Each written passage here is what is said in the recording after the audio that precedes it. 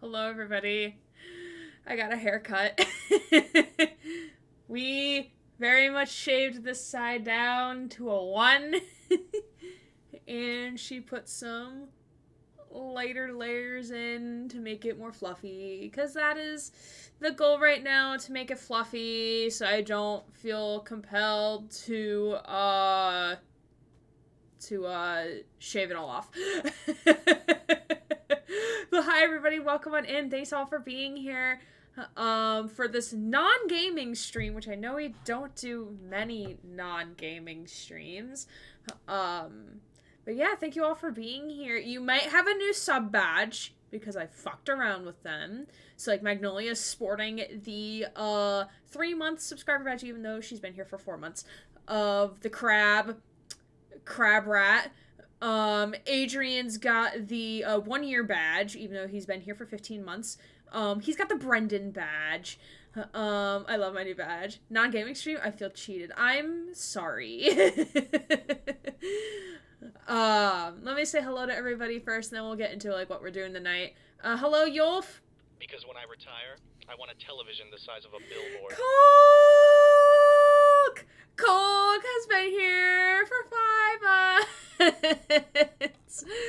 Coke, yay! Coke, thank you for being here for 5 months. Look at my boy. Look at Rye.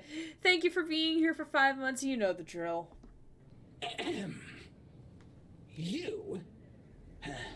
You're a cool, helpful, just an all-around shape kind of guy. So, how'd I do? Thank you for being here for 5 months, Coke. We very much appreciate you. Oh, and we love our mods. We love our mods. All my mods are here, which is pretty dope. Not like I expect all of you to be here at any given point, but y'all are. Combat, thank you for the first, and I think Mary did the second. So thank you both. Hi, Combat. How was your trip back? I'm glad you're home safe and sound. I don't know if you're home in like home, or if you're home down in where you live. Wait, we can leave. I mean, if you want. And yes, I gifted subscription to Stream Elements, so it can use the sub emotes as needed. So I might mess around with those a little bit. Colk is here. Hello. Magnolia is here. Hello. And thank you to Ploxified for the follow if you are still around. Thank you and welcome. Welcome. Thanks for being here. Avarian, hello, friend. Happy to see you. Hello. Here because I have nothing else to do at midnight your time zone. Trip back was long, but I'm in Houston until the 20th when I go to my girlfriend in Maine for Christmas and with her family. Oh! Where in Maine, if you don't mind me asking, because my grandparents lived in Maine for a very long time. My grandmother's house is still up in Maine, and I'm very sad it's not in the family anymore. But, like, you don't have to give, like, Portland. Oh, okay. So my grandparents lived, like, an hour northeast-ish of Portland. Maybe, like, an hour and a half. In the Lewiston, Auburn area, if you're familiar. Just outside of that area. They lived in the backwoods. It was very nice out there. I like Portland. I've been there a few times. Yeah, I haven't been there much because, like, my grandparents hated driving there because, you know, it's a city. It's a city. And there's things. And they just hated driving there, which was valid. Also, the stream schedule was wrong during my announcement slide. The stream schedule is tomorrow night and Friday are going to be Pokemon. Friday will be my last stream until the 26th, so Monday, so no weekend streams because of the holidays. We might do some stuff in the Discord, but like that'll just be a complete random, aka I'm bored. Wednesday will be we will be doing 26. That's Boxing Day. Are we gonna box? Are we gonna fight, Susie? Are we gonna fucking fight? You wanna fight me, bro? The 26th, or no, so Monday, Friday are Pokemon. Wednesday, I believe I said we're starting Titanfall 2. don't know if we'll finish it on stream, but it was a game that was gifted to me by Ryan, so we're gonna check it out. It's one of his favorite games that he really loves, so we're gonna check it out. He said it would be like a 5 to 6 hour game, so we might finish it on stream. If I'm like, oh my god, I want to finish this on stream. Thursday is gonna be, I think I said it like for an afternoon stream. We're gonna be trying out Trombone Champ and Cat Cafe Simulator. Not sure, like I set 3 hours, so we might spend an hour on Trombone Champ and then 2 hours on Cat Cafe. We shall see. We'll play it by ear and we'll see what happens. I'm up for a fight. Name your weapon.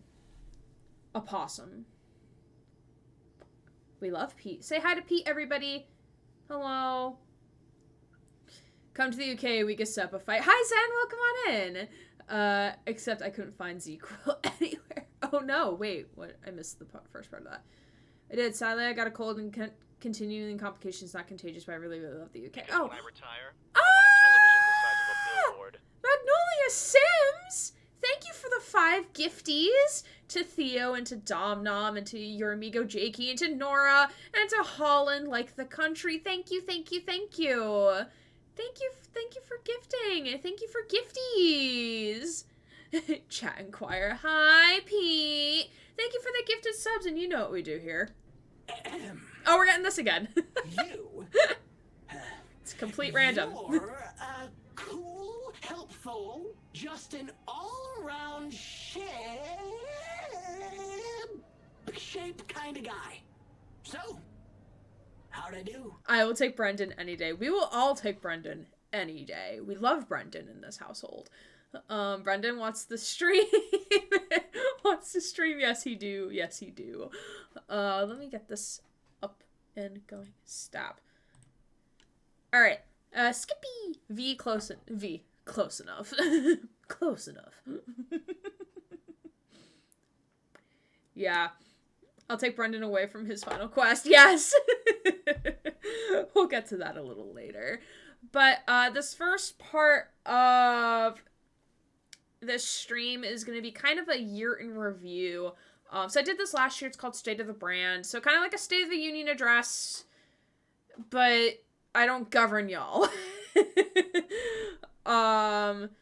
So hopefully, why don't that work on this screen? Excuse me. That's dumb. Okay. Sir? Hold on. Aha! There it is. It's on this screen, just not the other one. Okay, that's pretty dope, though. Gray, stop. My brain. Collaborate and listen? My brain went every time.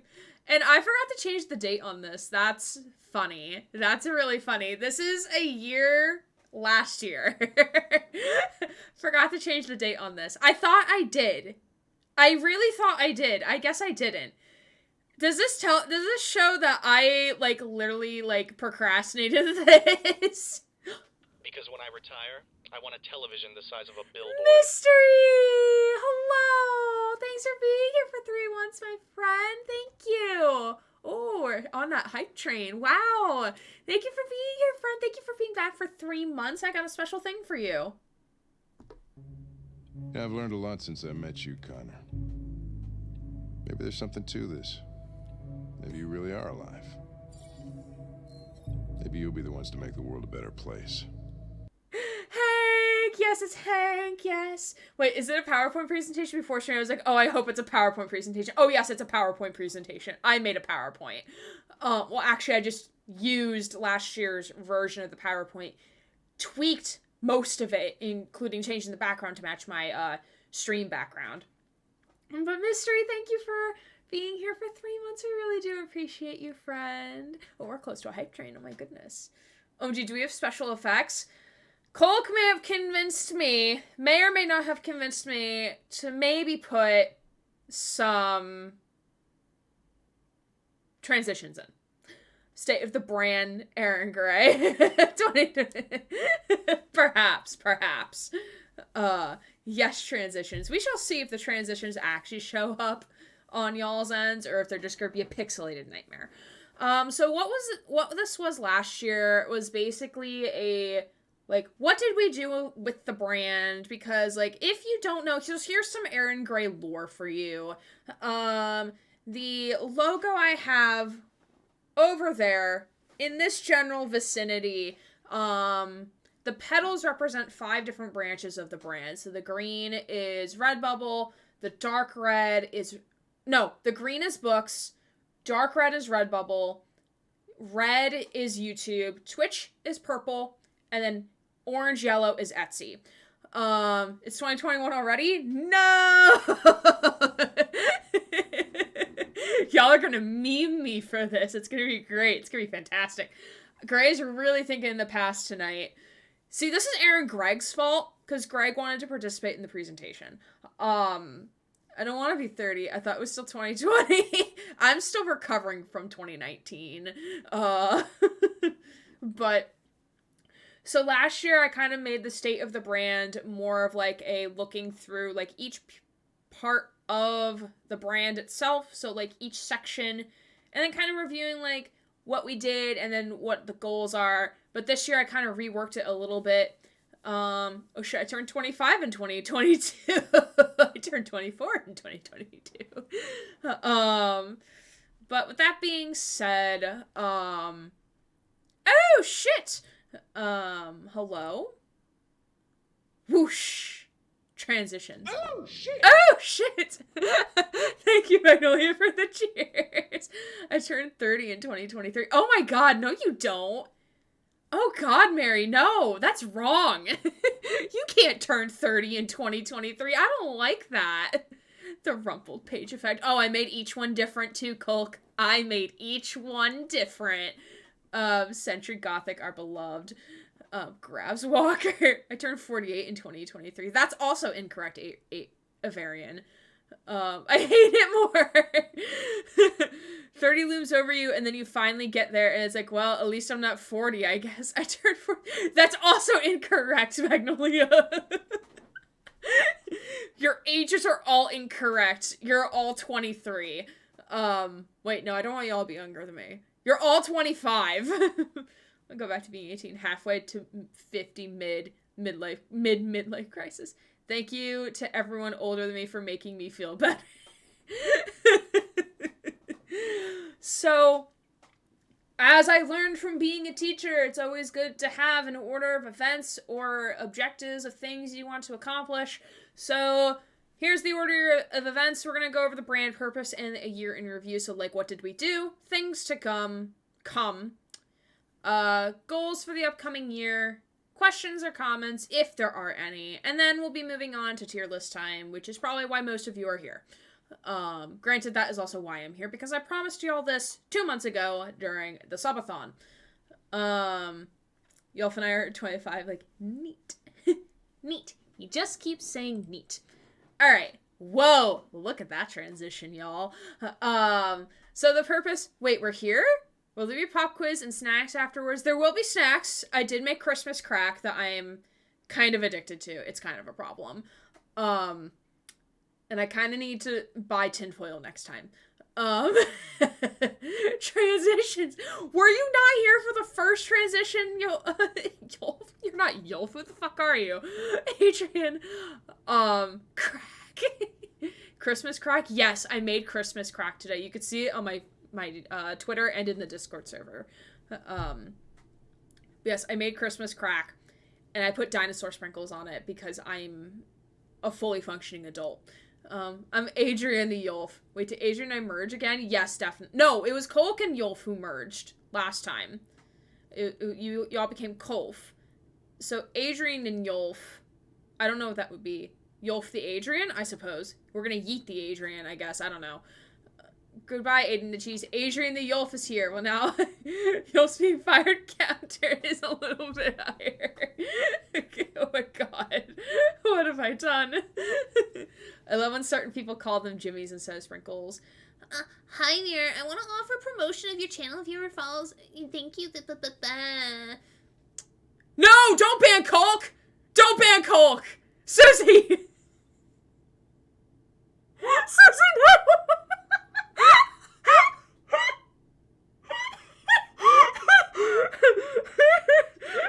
Susie, no!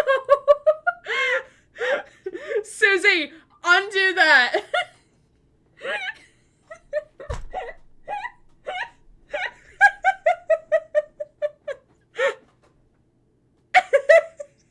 Susie, you're fired.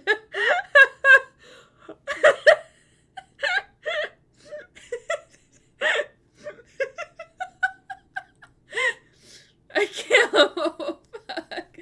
I left for 1 minute. I am innocent. Oh my god. Holy fuck. Susie has a very large band hammer. Yeah, it has a radius. It has a radius. Hides in the corner of shame. Go to the corner of shame. I cry. I don't think we're gonna make it through this PowerPoint presentation. See, modding on Twitch mobile is horrifying. I don't blame you. I don't know why you're modding on Twitch mobile, but that's your decision. Yes, don't get caught in Susie's Banhammer radius. State of the brand, more like a lack of state of the mods. Oh, God. Alright. Alright. Alright. The domino effect of me wrongfully firing someone, now Susie has joined. Who's next? Because the blue screen machine cannot handle Twitch. Oh, yike. Banning. Susie swung the banhammer so drunk it seems. Nah, it's Twitch Mobile who's drunk. It's Twitch Mobile. It's not. It's not her. Anyway, so the purpose of the brand as a whole, and I set this, like, when I originally made the brand, and I really should have music in the background, but I'm too fucking lazy to do that. So, we're just gonna vibe. You can just vibe to the tune of my voice, I suppose. I don't know. So, like, I set out with this brand, with me as Aaron Gray here, I suppose, to educate, to entertain, and to give back. And to overall, like, make improvements to support my audience, which is y'all. So if I ever do something, I would like to be informed. So, like, very much, like, on the hype train, or not the hype, I wouldn't call it a hype train, of, like, don't use AI art. It's gonna fuck you up. And so sorry, please accept these butter biscuits baked at Gas Mark 4. Oh my god. I only activate emote only by the power of Connor clicking everywhere, everything on my PC. And I think I can undo that. No, I cannot, actually. But I do strive to educate y'all about, like, queer things, and then also just, like, general things as well. And also to entertain, because, like, sometimes you just need a laugh. And then ultimately to give back to where we've come from and causes that are strong to me, and then hopefully strong to y'all. So, we like numbers, right? So here are the stats from December of last year to December of this year. I would like to highlight that December 2021, we were at 300 followers. And we've basically doubled that within a year. We're a little over that right now. Granted, this was, like, not 649 as it should be, because we just gained a follower today. But, like, looking at these stats, like, I'm impressed with myself. Like, I had, like, ballpark, like, oh, where I would like to be with my numbers. Oh, shit, numbers, I'm allergic. I had ballpark numbers of where I wanted to be this time last year, and I think I've strongly crushed them. The only exception is the YouTube number. I thought I would be at 800, but I'm only a couple off on my main YouTube channel. But, like, yeah.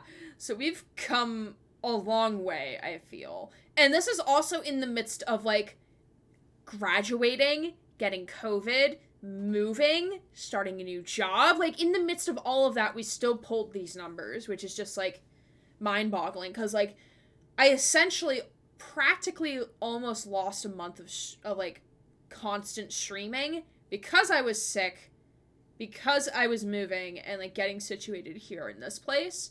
So, like, I know for my Etsy, I lost a month. So, like, just thinking of, like, basically, like, that's only 11 months worth of data for the Etsy, because I lost all of June because of I was moving. So it's going to be interesting to see, like, how this data is going to compare to next year when I'm actually going to be, I might be in this apartment next year, I don't know. But, like, I'll be, like, stable, everything will be fine until student loans have to start being paid, then I'm not going to be fine. Fuck my electric bill. Fuck these windows. We hate these windows. Numbers are my jam. I worked in sales and marketing. Ah, gotcha. Oh, dang, Magnolia's an expert. Yeah, Magnolia's an expert. Excuse me, I thought I put a transition here. I guess not. But what did we do this year? So, like, reflecting over the past year, we've done a lot this year. Like, just, like, briefly thinking about it, not even considering, like, the games we finished, all the shit we've done on stream in terms of, like, gaming, but, like, we've got new stream overlays, we've introduced Pally and Throne, which I'm so thankful for y'all using them, when you can and are able and you want to. Rank 1 and Hover came first. Hover was, like, how I met a lot of my current streaming friends. Like, that's where I met Glow. That's where I met James. I'm trying to think of, like, who else I met from Hover that, like, I still regularly talk to and are still regularly involved in the community. If I can't think of your name, I'm sorry. I'm literally doing this on the spot. But that's where I met those content creators, was on Hover. And unfortunately, Hover is Alivant at the moment. I still post there because that's where it's just a great place to put clips, because as we've mentioned, Twitch mobile sucks. Finding clips on Twitch sucks, just generally speaking. So it's a great place that I still use to upload clips, but no one can get in or out of Hover at the moment. So that's a shit show. Rank 1 is where, like, I've been ranking everything,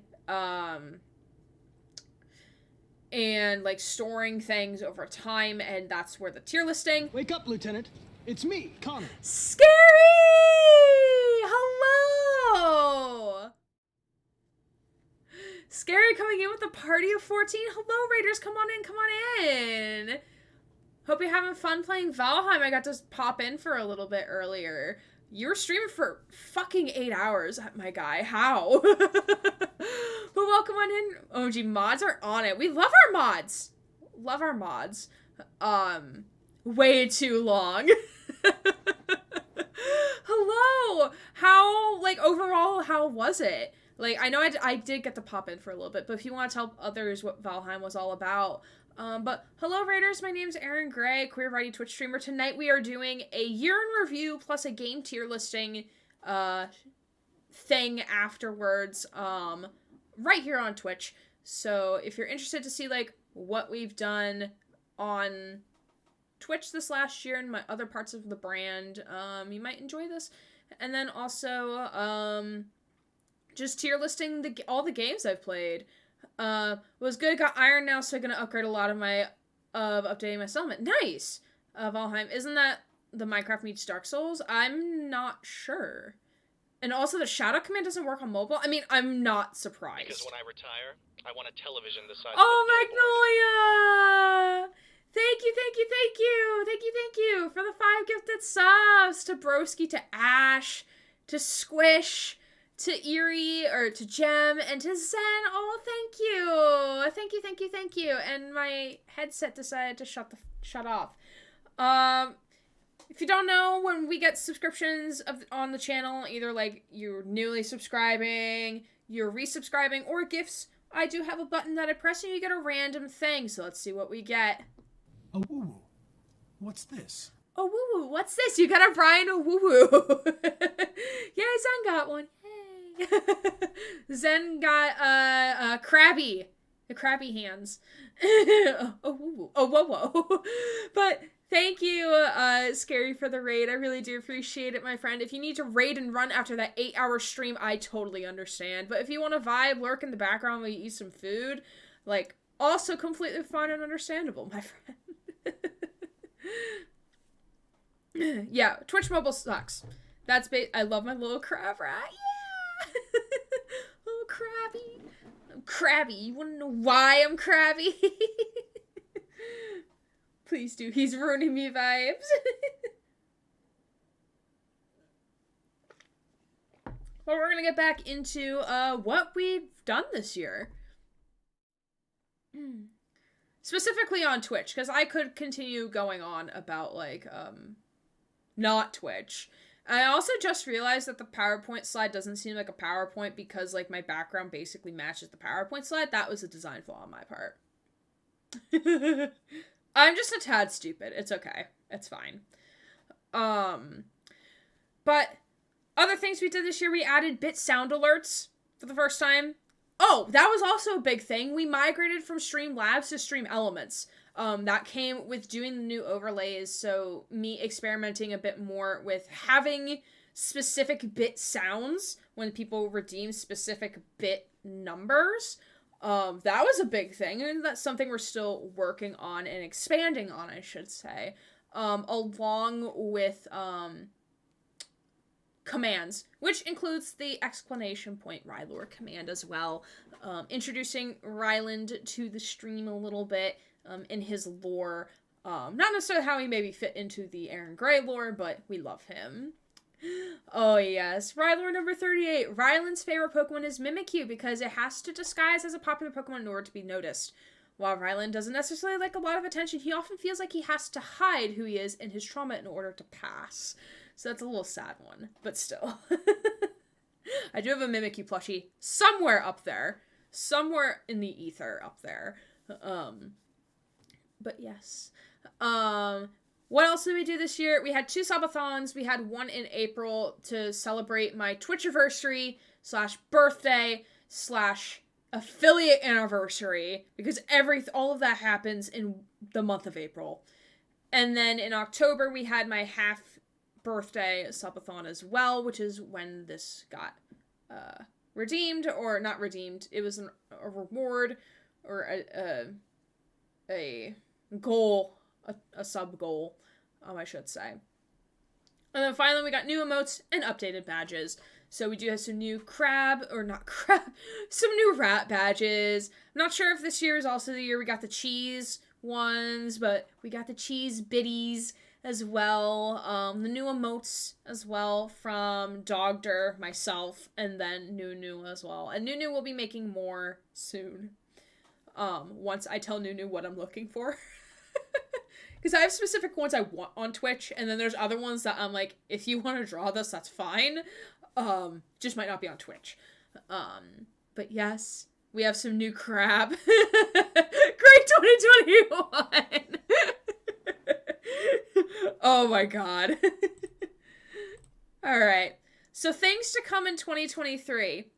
The biggest thing that I want to start doing in 2023 is prizes. How the prizes are going to work, and I'm saying 2023 because, like, I'm going to use these 2 weeks of not having work. Wait, are we skipping 2022? Yeah, we're skipping 2022, I'm sorry. We don't talk about 2022. We're not talking about it, no. The biggest thing, with prizes is that they're going to be offered when we finish a game.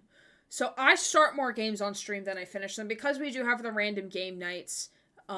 We do have games that we're playing for fun, not necessarily to complete it on stream. So like when we did Satisfactory, I think in late 2020 to early 2021, when we were just playing Satisfactory for fun, we weren't intending on finishing on stream because it's still in early access. You can't finish it yet. I mean, you could, but there's no like official ending to it as far as I'm aware. And also when there's a new update, you basically have to practically restart all over again.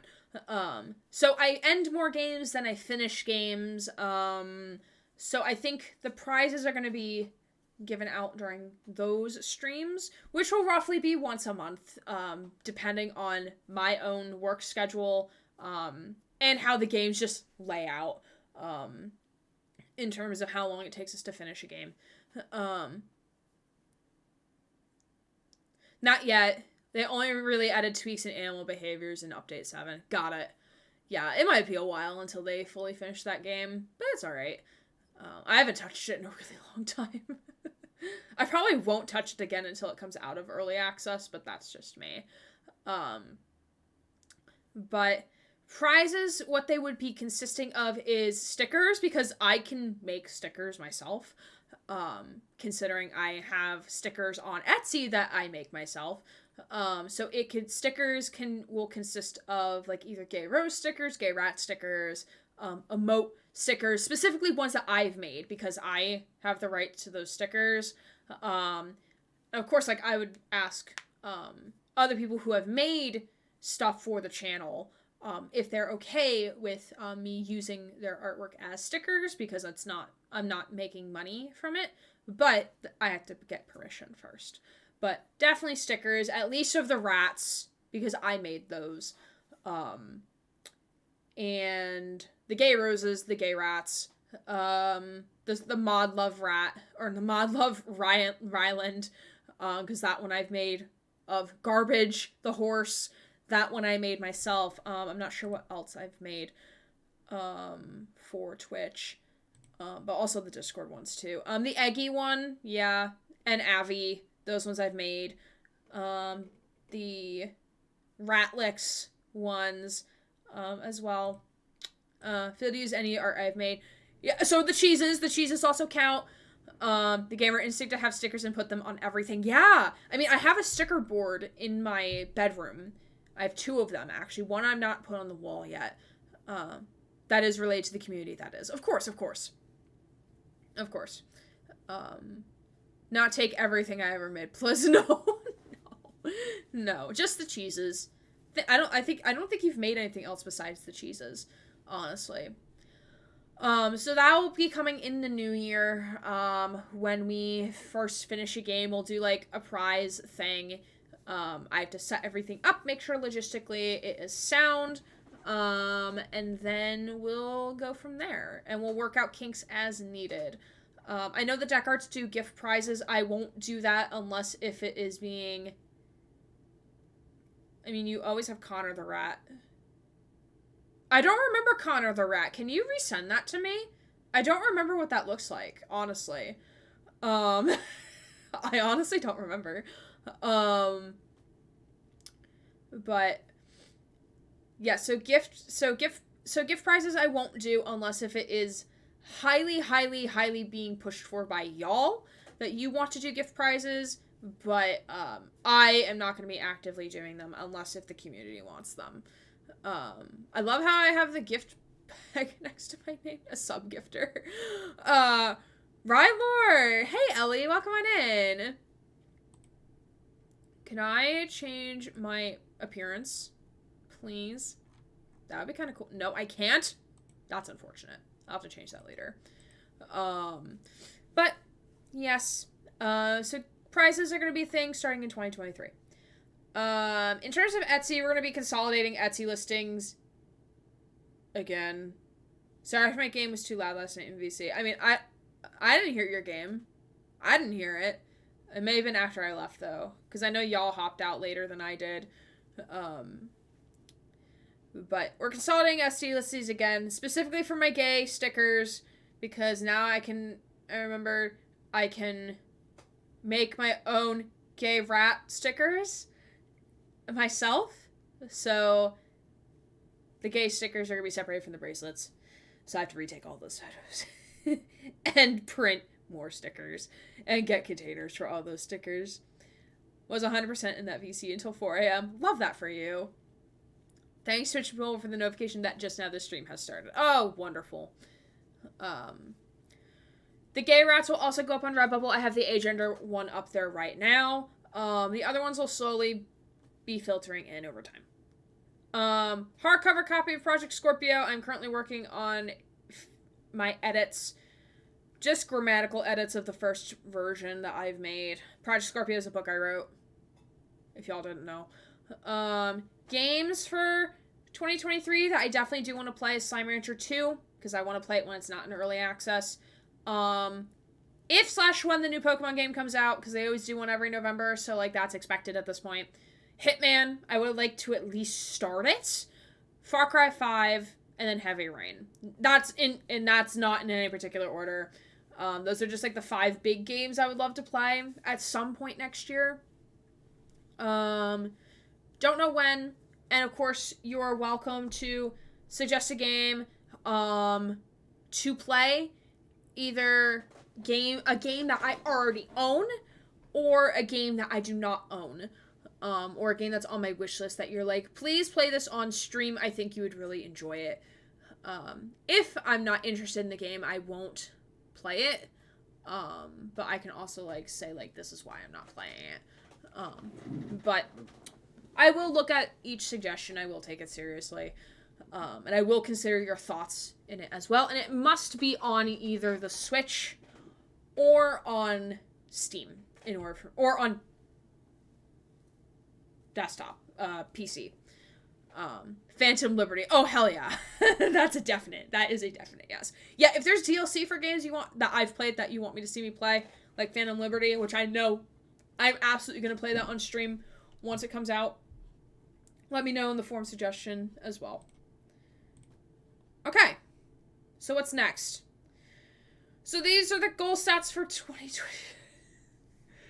Oh, Gray. Oh, Greg, what did you do? Can we just quit while we're ahead? Can we just quit while we're ahead? Like, I think my concept of time just stopped existing during making this presentation. 2022 is happening next year after all? Yeah, I suppose so. I'm hoping that it won't conflict with Homeworld 3 for myself. Oh, that's fair. That's fair. Heavy Rain, so excited for that one. I love Far Cry 2. Yeah, I think I also have Beyond Two Souls, but I could be lying to myself. Yay, welcome back 2022. Yeah, cool. So the stats on the left are from this past year. Good presentation. Let's call it a day. These are from the stats from this past year, and then these are the stats where I would like to be in 2023. So specifically for Twitch, I would like to be at 800 followers. Of course, we would like to, if we're continuing the trend of doubling our numbers, in theory, we would be at 1,200 followers by next year if we're continuing the doubling trend. But I always like to stay realistic with my goals.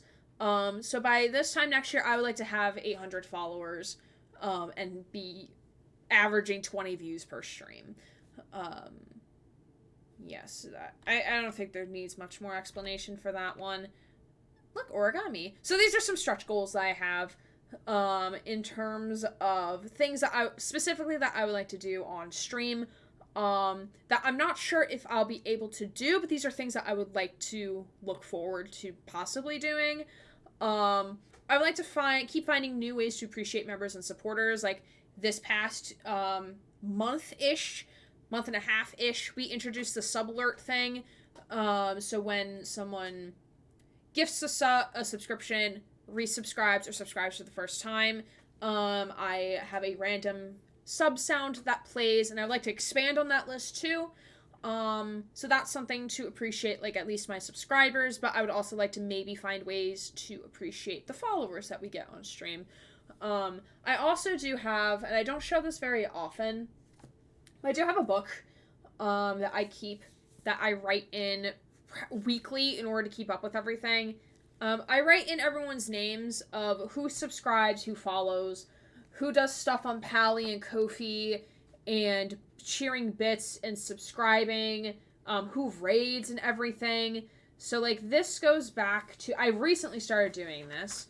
429 is where it goes back to. And yes, I color-coded it. I started color-coding it.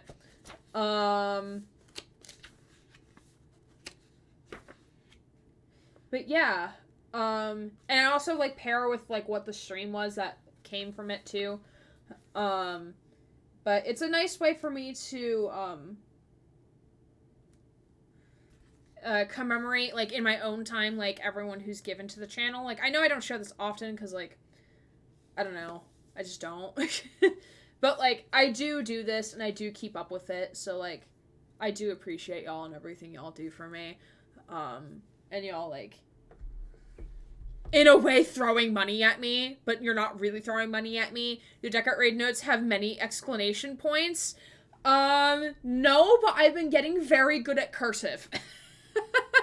No, I put the Deck Art Raids, I do put in the Deck Art Raids in my planner, Oh yeah, here's when Descartes Games followed me on Twitch, right here.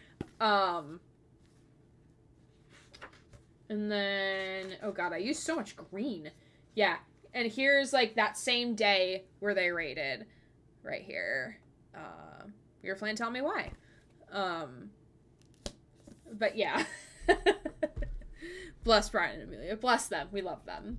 Like, honestly, like, I wouldn't met, like, half of you if it weren't for that community. So, like, hell yeah for my friend playing Detroit and then me being like, oh my god, this game seems really cool. And you want to know what scene she was playing?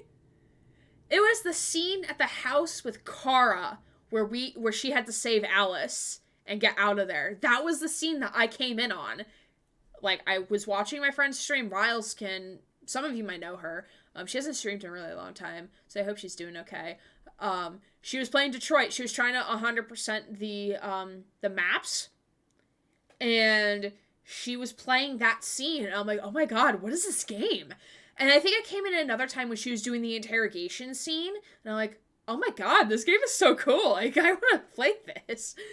So glad I stumbled in the Descartes Games community. I googled Brian Descartes because I was thinking about Detroit, and I saw they were playing Mass Effect. Oh! Chapter where I kill Kara now. Stop. I forget how I stumbled upon them. I honestly don't remember how. I know I subscribed in the off hours, so like when they weren't streaming, because I wanted to get in the Discord. Because that's where I saw like, oh, you can self-promote in the Discord, and I'm like, yes. People I can self-promote to. But then I met all of you, and the rest is history. I do still self-promote there, but, like, that's not my main reason for being there now. No Carnell, it's just Connor and Marcus. Connor and Markith, and then you met me. And then I met all of you Zenlings. You were informed that the face and Connor of Condog was a streamer, and we linked you to them. See, Mary knows the lore. Mary knows Halo lore and Aaron Gray lore. Yeah. Yeah, of Condog. Yes. That's how it went down. Yeah.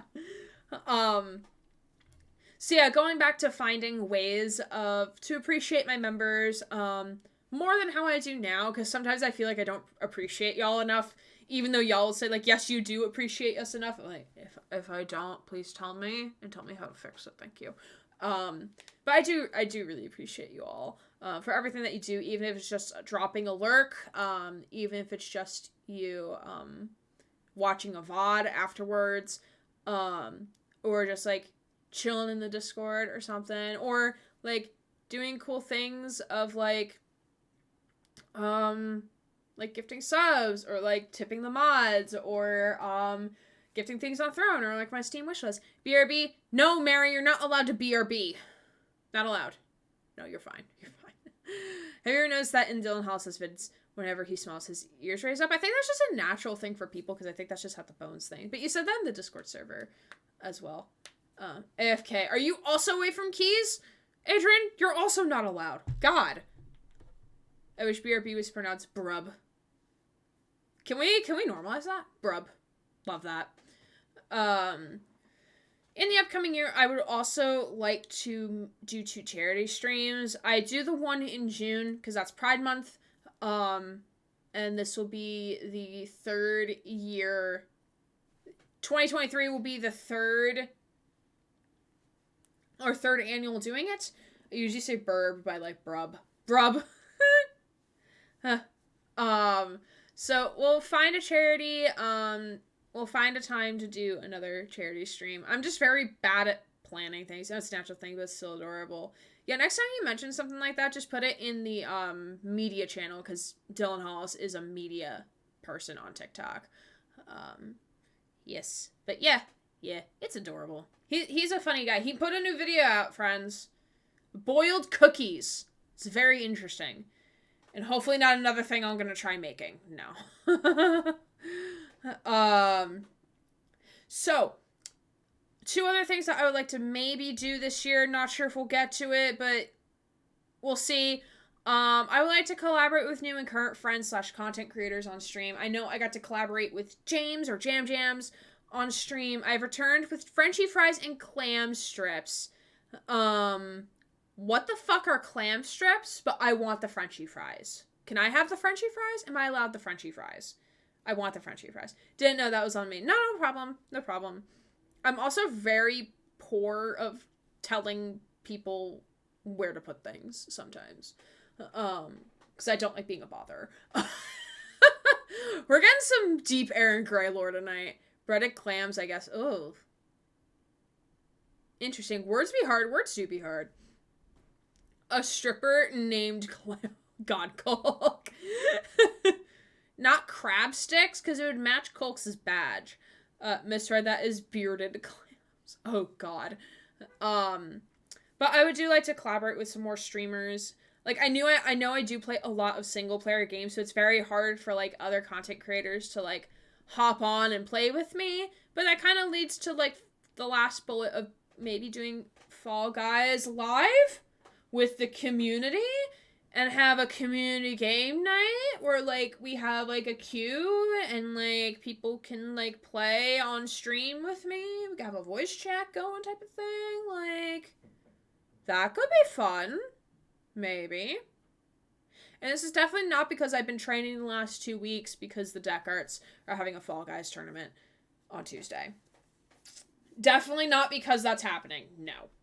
Definitely not because that's happening.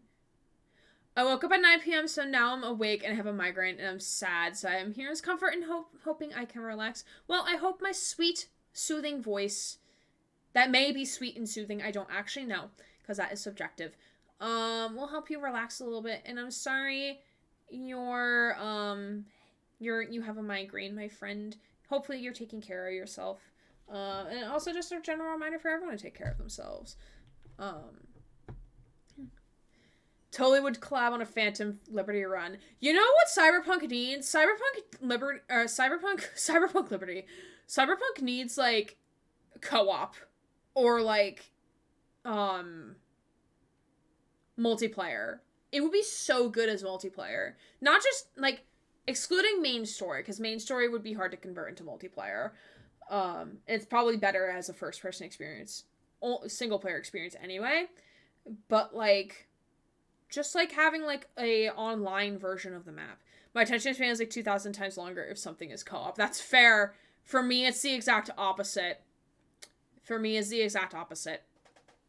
My attention goes elsewhere when I'm playing with other people sometimes. Subnautica 3 is meant to have co-op. Ooh! I am excited. Like, I've heard very little about the next Subnautica game, but I'm very excited, generally speaking. Offers Bandit a blankie. Yes, please have blankie. I have plenty and have a beverage of choice.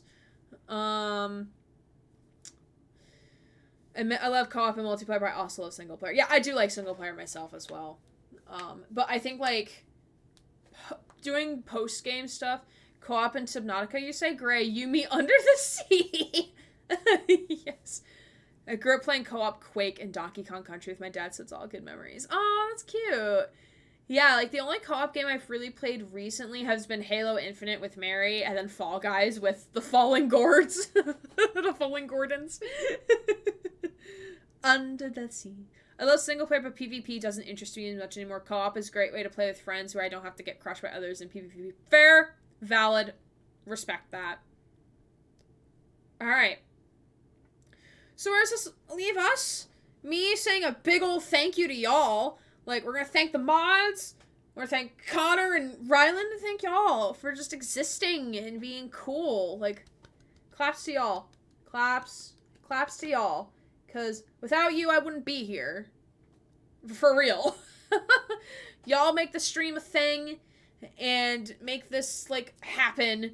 So I appreciate y'all. I know, like, Magnolia says, like, you say this enough, like, you appreciate us enough, but, like, thank you to y'all. Tiny claps, tiny claps, tiny claps. Technically, you've played all Halos co-op. I have! I've played all the Halos co-op, yeah. Even though Condod makes everything go haywire, yes. No, thank you. No, you! No, you. Now, the last slide, with some probably never before seen, Ryland emotes, courtesy of Nunu, blessing me. And maybe this one's a curse, but yes. If you have questions or suggestions, feel free to throw them We're all breathtaking. Evil! So bottom left is Ryland B. Farrell. Top left is Ryland Grab. And then top right is Ryland Cry. Ryby Cry. Ryby Sad. Wait, no, I thought I showed you that one, Susie. I thought I showed you this one. I might have been at work. You're one of the few people I still speak to from the scary Discord. Bandit. Appreciate you, friend. Oh no, wait, you did. He grabbed the chocolate. Yes, this is him viciously grabbing the hot chalky. Yes, indeed. Bandit, we appreciate you, friend. We love you. Yeah, I don't talk to, I still try to talk in that server, but like not as much as I used to, obviously. But yeah, if you have any questions or suggestions, I'm always glad to hear them, especially when it comes to games, and I will drop the suggest games form again, if you like to see me do something on stream. Yeah, I will take the suggestions seriously, but there will be games where I'm like a hard no to, like I don't play horror games, but like if you want to, if you have a good suggestion and like I'm always down to hear your reasoning as to why I should play it. Because like Alien Isolation broke the mold for horror games because I really love the IP. So Mary's famous hot chocolate, cinnamon cream, and marshmallows with shaved chocolate on top. Yup. Coke! My hands will no longer be cold! My poor hands will no longer be cold! At my desk. I'm gonna keep a pair here and a pair at work. Thank you, Coke. I very much appreciate it. Thank you for the gifties of those glubs. Glubs. Your hands will now be cold. Will no longer be cold.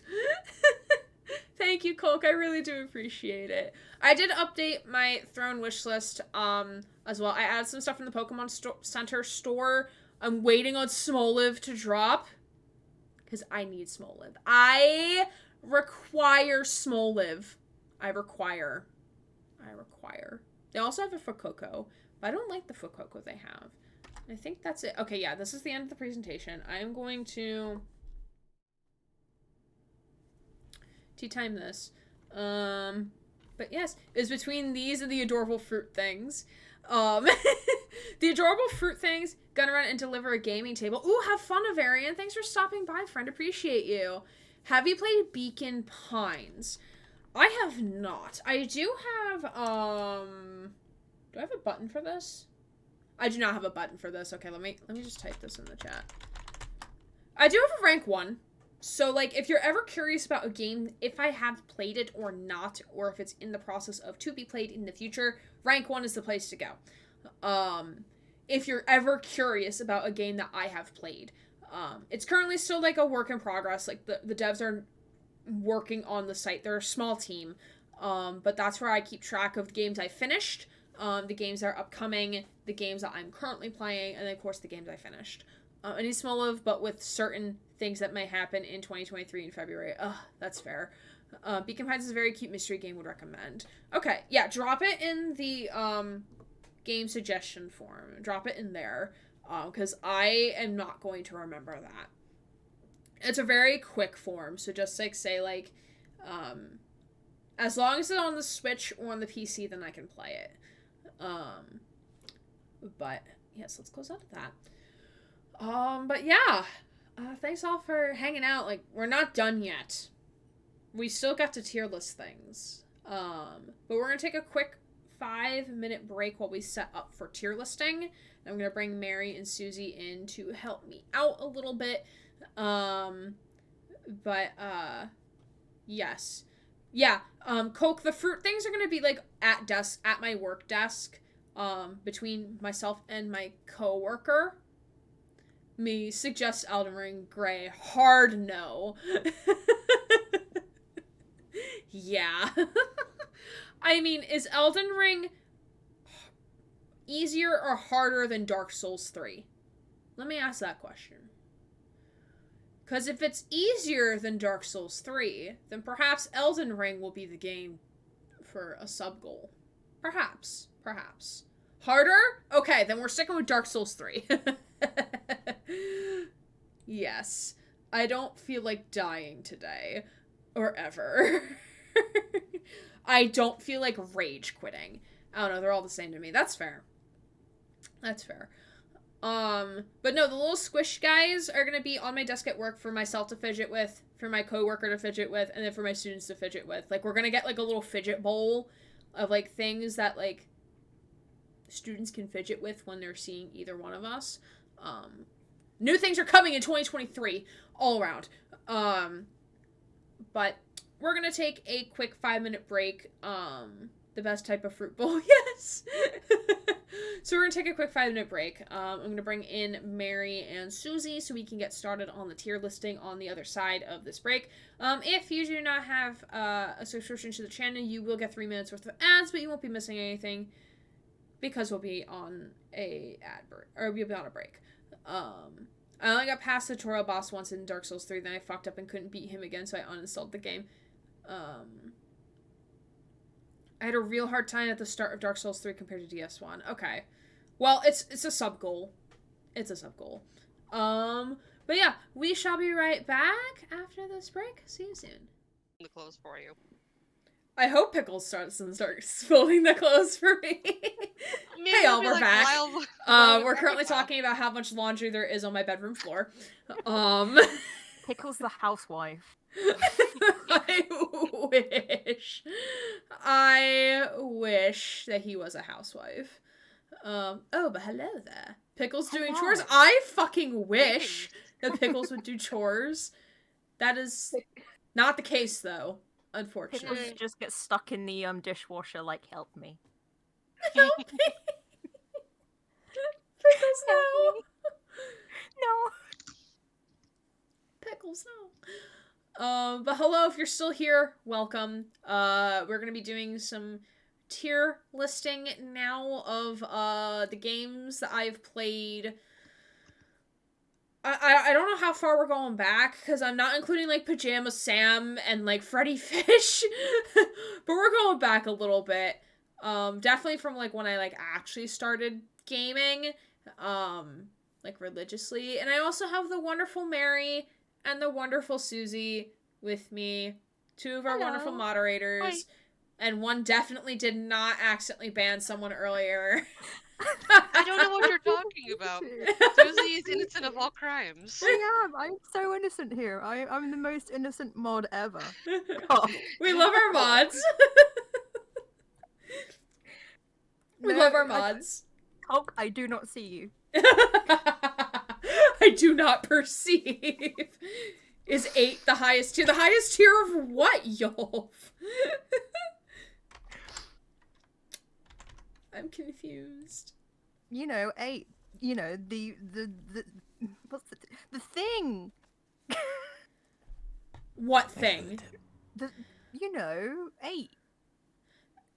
And just to give back to my mods, I just tipped $100 to the team because I really do appreciate you all and everything that you do for me, even in my procrastinating state about like an hour and a half ago.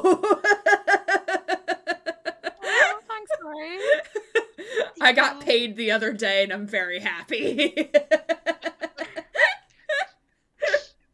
Girl's like, oh my god, I have all this money. What am I gonna do? Throw some of it at the mods. Well, Yeah, I honestly wish Twitch would give you all free subscriptions to the channel because, like, y'all are mods, but, like... That would make too much sense. That would make too much sense. Like, how making modding on the disc, or on mobile easy. Or existing on Twitch mobile easy. Existing on Twitch mobile absolutely sucks. We don't mention Twitch mobile in this household. In this household, we do not. It's okay, Twitch mobile can't hurt you anymore. It's not real. Oh my god. Alright, welcome to my, my browser. It's a Hello. very nice browser. It would Feel be a free shame to if something peep. were to happen Yeah, to it. feel free to peep all of the the tabs at the top. Oh, sweet. Oh. Let's zoom in. Let's enhance. All Hello. Oh, you, right. you should have seen my old tab line. I had like at least 40 open at one point. I try not to get more than 10. If I get more than 10, then my brain gets cluttered. We're not going to talk about my mobile browser on Chrome with over 80 tabs open. Oh god. So this is how we're tier listing some shit, alright? So actually let me update the stream title real quick.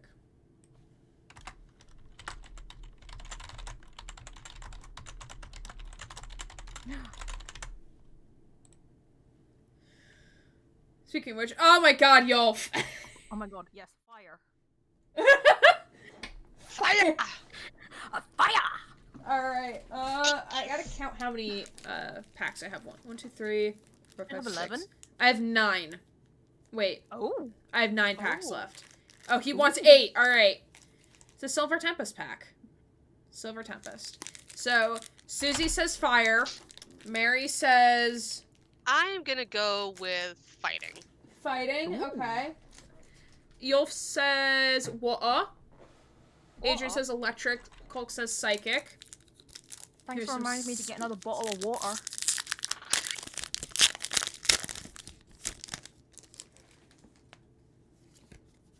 Magnolia also says psychic.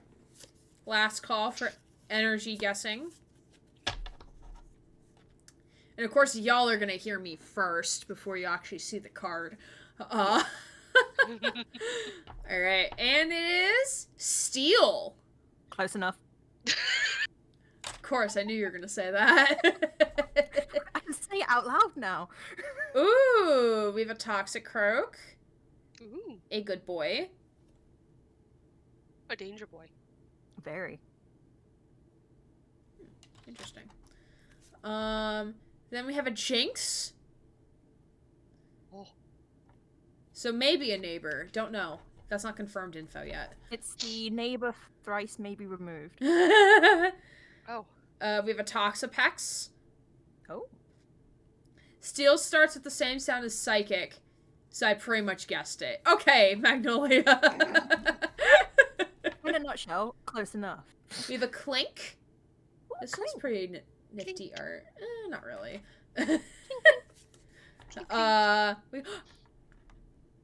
We got a What have you Dratini. got? Got a Dratini! Oh my god, I love Dratini. I know you got a do. I just love Dratini! Little noodle, the wiggly noodle. Like, this is so cute. Okay, yeah, I'm Susie, fine. you're adorable. It's just reminding me that I've got like a whole bag of Yu-Gi-Oh cards just sitting next to me. What are you gonna do with those cards? I have no idea. I haven't played Yu-Gi-Oh card games since I was like 12. Interesting. We have a Fletchling. Not as cute as a Dratini. Still No, cute, no, but definitely not not. as cute as a Dratini. No. Trini, We got a Ralts. Yolf is challenging you to a Yu-Gi-Oh battle. No. I'll send you to the Shadow Realm. We got a Durant. Then Okay. here's the last 2 cards of the deck. Oh, wait. Ooh, we got a Lantern! Reverse Hollow Lantern. We love to see it. And then back card is a yellow border. Ooh, we got Clink Clang!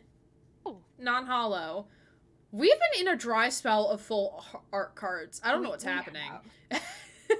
We have. Well, I do love that in the next iteration is going to be, like, even though it's going to cost more, it's guaranteed 1 full art hollow at least. Maybe a little bit more than that. You know, honestly, the reason I definitely would never play Yu-Gi-Oh card games ever again is because they have gotten absolutely ludicrous with their fucking rule sets. It's like Yes. now you have like light this and you can sacrifice that and you can have super amazing uber this and you have to sacrifice 10 of these. It's like, That's why I why like can't we go back to season 2 when it was simple?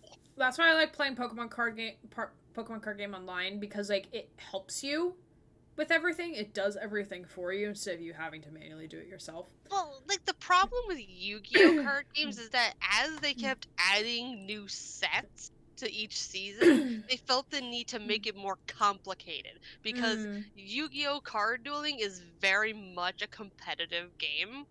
Like, there is no casual anymore with Yu-Gi-Oh! Card dueling, as far as I'm aware. It is all competitive all the time. So they kept making it more and more complicated, like that makes it any more competitive than it already was. Oh, goodness. I mean, Pokemon has added some things, like Pokemon V and V-Star. V Max is a thing, too. Oh, God. Did they make a rule that people attending tournaments have to wear deodorant? I mean, I don't know. I don't know, but that is funny. That is funny, though. That is funny. Alright, so let's go back to the tier list. Okay. So, the reason why it's ranked like this is because on rank 1, it's 1 through 5, but it has the half stars, which I feel like we're going to be using. Because, like, for certain games, it's like, okay, it could be a 5, but, like, this thing makes me not want to give it a 5, you know? So... the 5 star is obviously a GOAT. Game of the year, hands down, one of my favorite games. A 4 star is Brendan's questline from Cyberpunk, because we love Brendan. Adrian, fuck off. Adrian doing the stall game. We'd love to see it. It's been spinning for like 4 minutes. Oh, sure! Sure, Adrian, sure. That's what you want us to think. Stalling? Never heard of her. God. I believe it. Okay, well, both of you can be fired, maybe. Well, I mean, if it was Yulf, I definitely believe it, because Yulf always has issues with Twitch chat. That is true. Oh, that is true. That is true. But Adrian is not the one to have issues, though. Poor man had to pay just to talk. With points. Adrian keeps on getting like 1 FPS on his computer sometimes. True. Alright. Do we get this page already? I think we have. Have I seen this page? No, I have not. Alright. I'll do this page. Well, these days we're gonna run out of pages. No, because there's multiple words per page.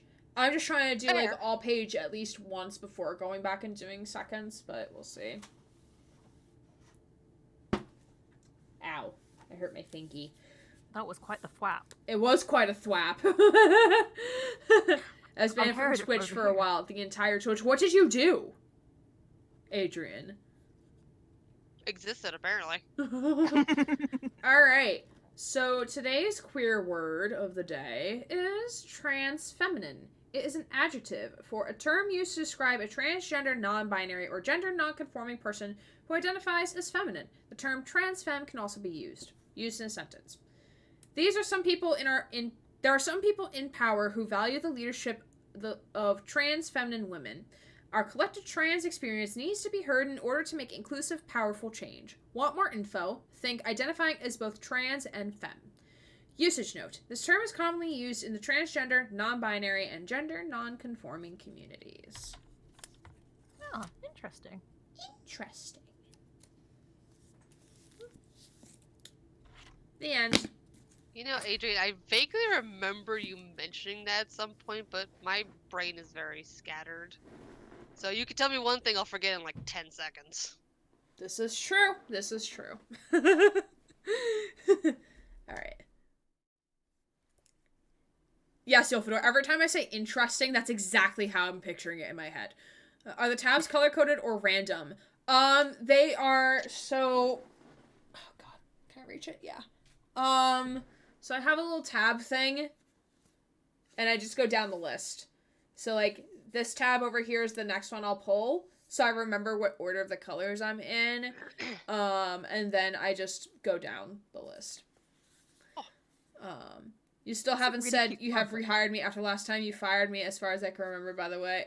Maybe I'm not done deciding if you are not unfired, so I'm in limbo, I guess. Yes, you're in limbo, but you're still getting paid. Didn't mean to stall again, I was just curious. No, you're fine. You're fine, Cole. What are you doing today? Oh, you know, just resting my inches. The inches need to rest too. Along with the yards and meters. Damn imperial measurements. Damn freedom units. You know, hilariously enough, I can't do like, you know, the metrics and whatnot, but when it comes to Phasmophobia, the only side of the thermo that I will use is Celsius. I cannot do it in Fahrenheit for whatever. I think it's because I watched Insim too much, and I did because he uses Oh Celsius. yes. So because I watch him Oh. so much, I my brain can't compute freezing at Fahrenheit in Phasmo. Oh my Yeah, that's goodness. completely fair. Okay. So let's I go mean, back it's easy to. Sorry. Let's go back over these tiers. So we have 5 stars, GOAT, Game of the Year. 4-star is Brendan's questline because we love Brendan. Brendan's a wonderful vending machine, but we hate his ending. That's why he's a 4. 3 stars, Kara from Detroit because she's good. It's neutral. Could have been better, but it was not terrible. Kill her off. They But did not Kara terrible. dirty. Kara is mid. Kara is mid.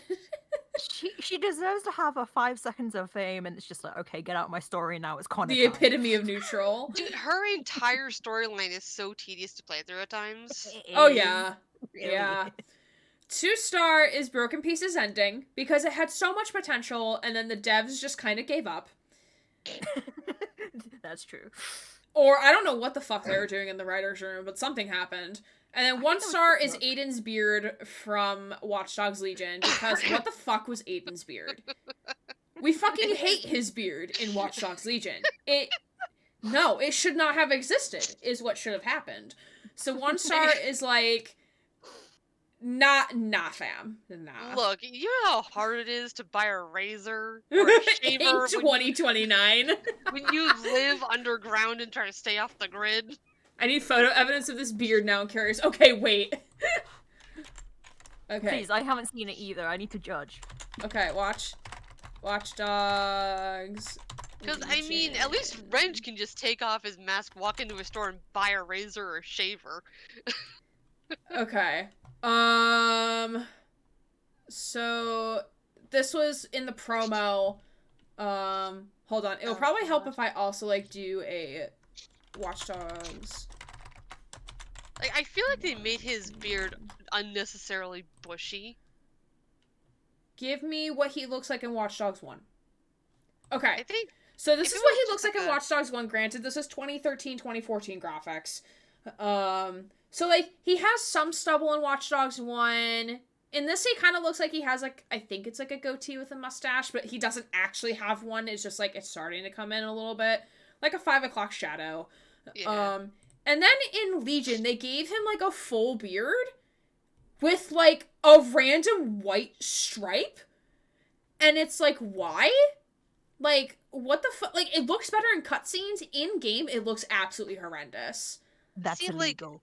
there was a That's similar it's instance, illegal. with Gears of War. So in Gears of War 1 through 3, Skunk stripe beard. Marcus Phoenix really did not have like much facial. Like he had like a goatee and that was about it. But then in Gears of War 4 and 5, he had a full-on beard. And at first, a lot of people really hated it, but then it just kind of became normal, I guess. I wouldn't Yeah, say and they also do it. like okay, if we're going for Rogue from X-Men vibes, I guess so. I don't know, but also like the outfit entirely as well just doesn't make any sense. So like he has like a trench coat because he does have a trench coat in Watch Dogs 1. Like this is what he like. This is his trench coat. He has a clasp in the front. They put the clasp too high because like the flaps are supposed to open. They put the clasp too high. They tucked in his shirt. It looks like when he's just standing there, it looks like he gained weight because of how the God, it does. thing is like bellowing in the front.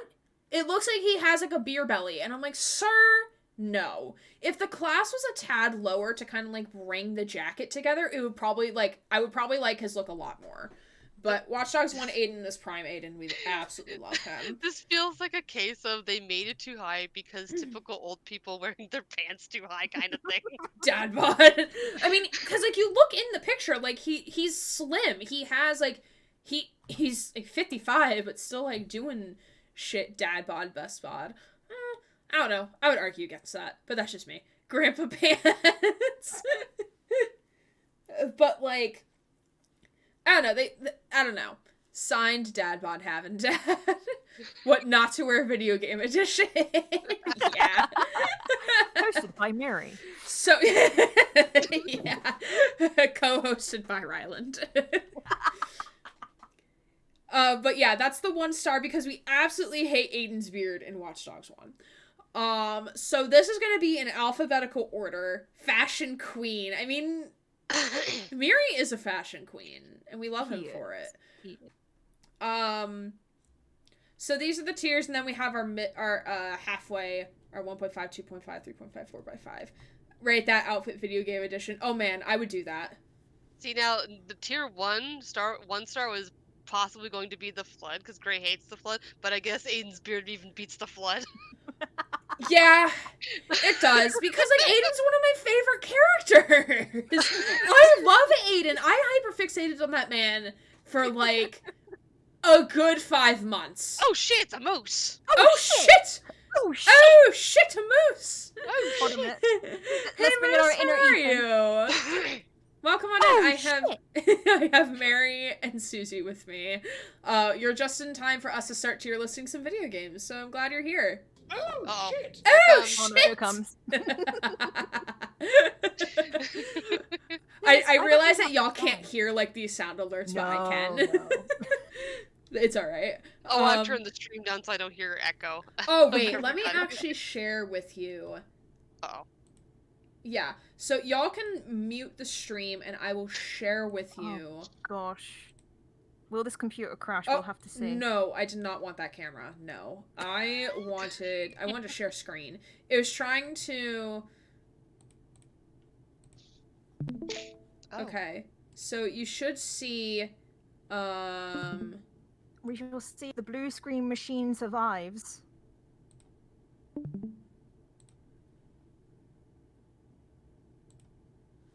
okay, so you should see, stream, so, like, my end of stream. So you should hear everything, because I'm sharing OBS to you. Okay, sweet. But hey, Moose, How does welcome that on in. compare? If there's any doubt, this is indeed live from 2021. Yep, we're live streaming from the past. It's 2021? Shit! Can we do a channel point prediction if the blue screen machine makes it? Oh my God. Whose blue screen machine? Susie's or mine? I mean, mine doesn't blue screen, though. Mine loves blue screening, from we know from Fall Guys. Hey everyone! I'm gone again. So, I There goes understand Susie. some of the games that are on the list, and probably neither of them have played. There are probably games on this list that all of us have played, or one or the other hasn't played. So, like, we're just gonna go and see what happens. Alright, so the first game on the list, and these are including games that I played in my free time and not streamed them, or games that I grew up with.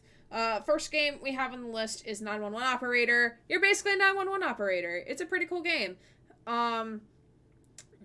It's probably gonna get a 2.5 out of me because, like, granted, I had not touched this game in, like, 2 years. Mine purple screens because I chose that as the system color. Oh, I love that for you. It's custom. Custom, you say? Was 911 Operator fun? I enjoyed it for, like, I think, like, 3 days. I think I played it for, like, 3 days straight. Or not straight, but, like, in my downtime, I played it for 3 days, roughly, and then I got bored. Which is why I'm putting it as a 2.5. I also have 119 Operator, which is, like, the British European version of it. Because, like, they take, like, they take towns that existed in America. They still exist in America.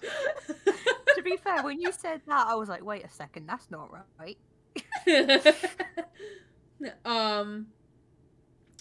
They use, like, towns and cities in America to do 911 operate. Existed? Listen. I mean, if you go to the Halo universe, some of them probably don't exist anymore. True. After 3 days of Aaron in charge of 911, the town ceased to exist. So what you do in the game is you're basically a 911 operator, so you decide, like, who needs to be dispatched and where. if the call is actually worth dispatching anything to. So, like, sometimes you'll get, like, a kid who calls, but it's like, oh, I was just dialing this for fun. And then you're like, okay, like, remember not to do it. It's, like, fully voice acted, too. And there's, like, different scenarios you get, and, like, it's a pretty cool game and process. Like, I'm probably definitely gonna go back to try to 100% the game. But yeah, Coke, it's definitely stressful, so I can't play it, like, that's why I took, like, 2 years off from playing it. Completely fair. Last time I got blue screen of death, the blue screen crashed loading, so only 50% loaded, and then it was a green screen of double death. Oh my god. Oh my That God. just sounds like hell. It does sound like I'm hell. out. Alright, next we have Abzu, which is a game we recently played on stream. If you don't remember, it's very Journey-esque. There's no spoken dialogue. Very, very pretty. Beautiful soundtrack. And visually there's a story, but there's no words to it. My friend was a 911 operator, super stressful. He lasted 2 years at it. Yeah, I can imagine, like, the things you hear on a 911 call, like, would probably be PTSD inducing. My Twitch be broken, Jesus Christ. Is anyone else experiencing buffering who's watching Twitch? Because, like, it could be me streaming it to YouTube. Okay. Nope, no, you're good. Okay. And of course, like, Mary and Susie, like, I know you maybe you've watched me play this, I don't remember. Or if you played it yourself, I you can think always I had pitch it.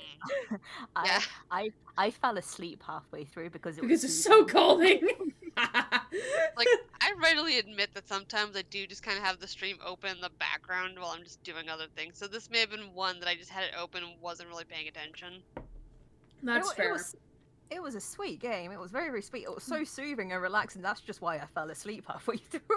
Yeah, the 'Cause I woke up game- in the morning and I was like, oh shit. Yeah, the game is peaceful for sure, and it's very pretty. Like, I can imagine, like, people doing virtual photography in this game. It's so pretty.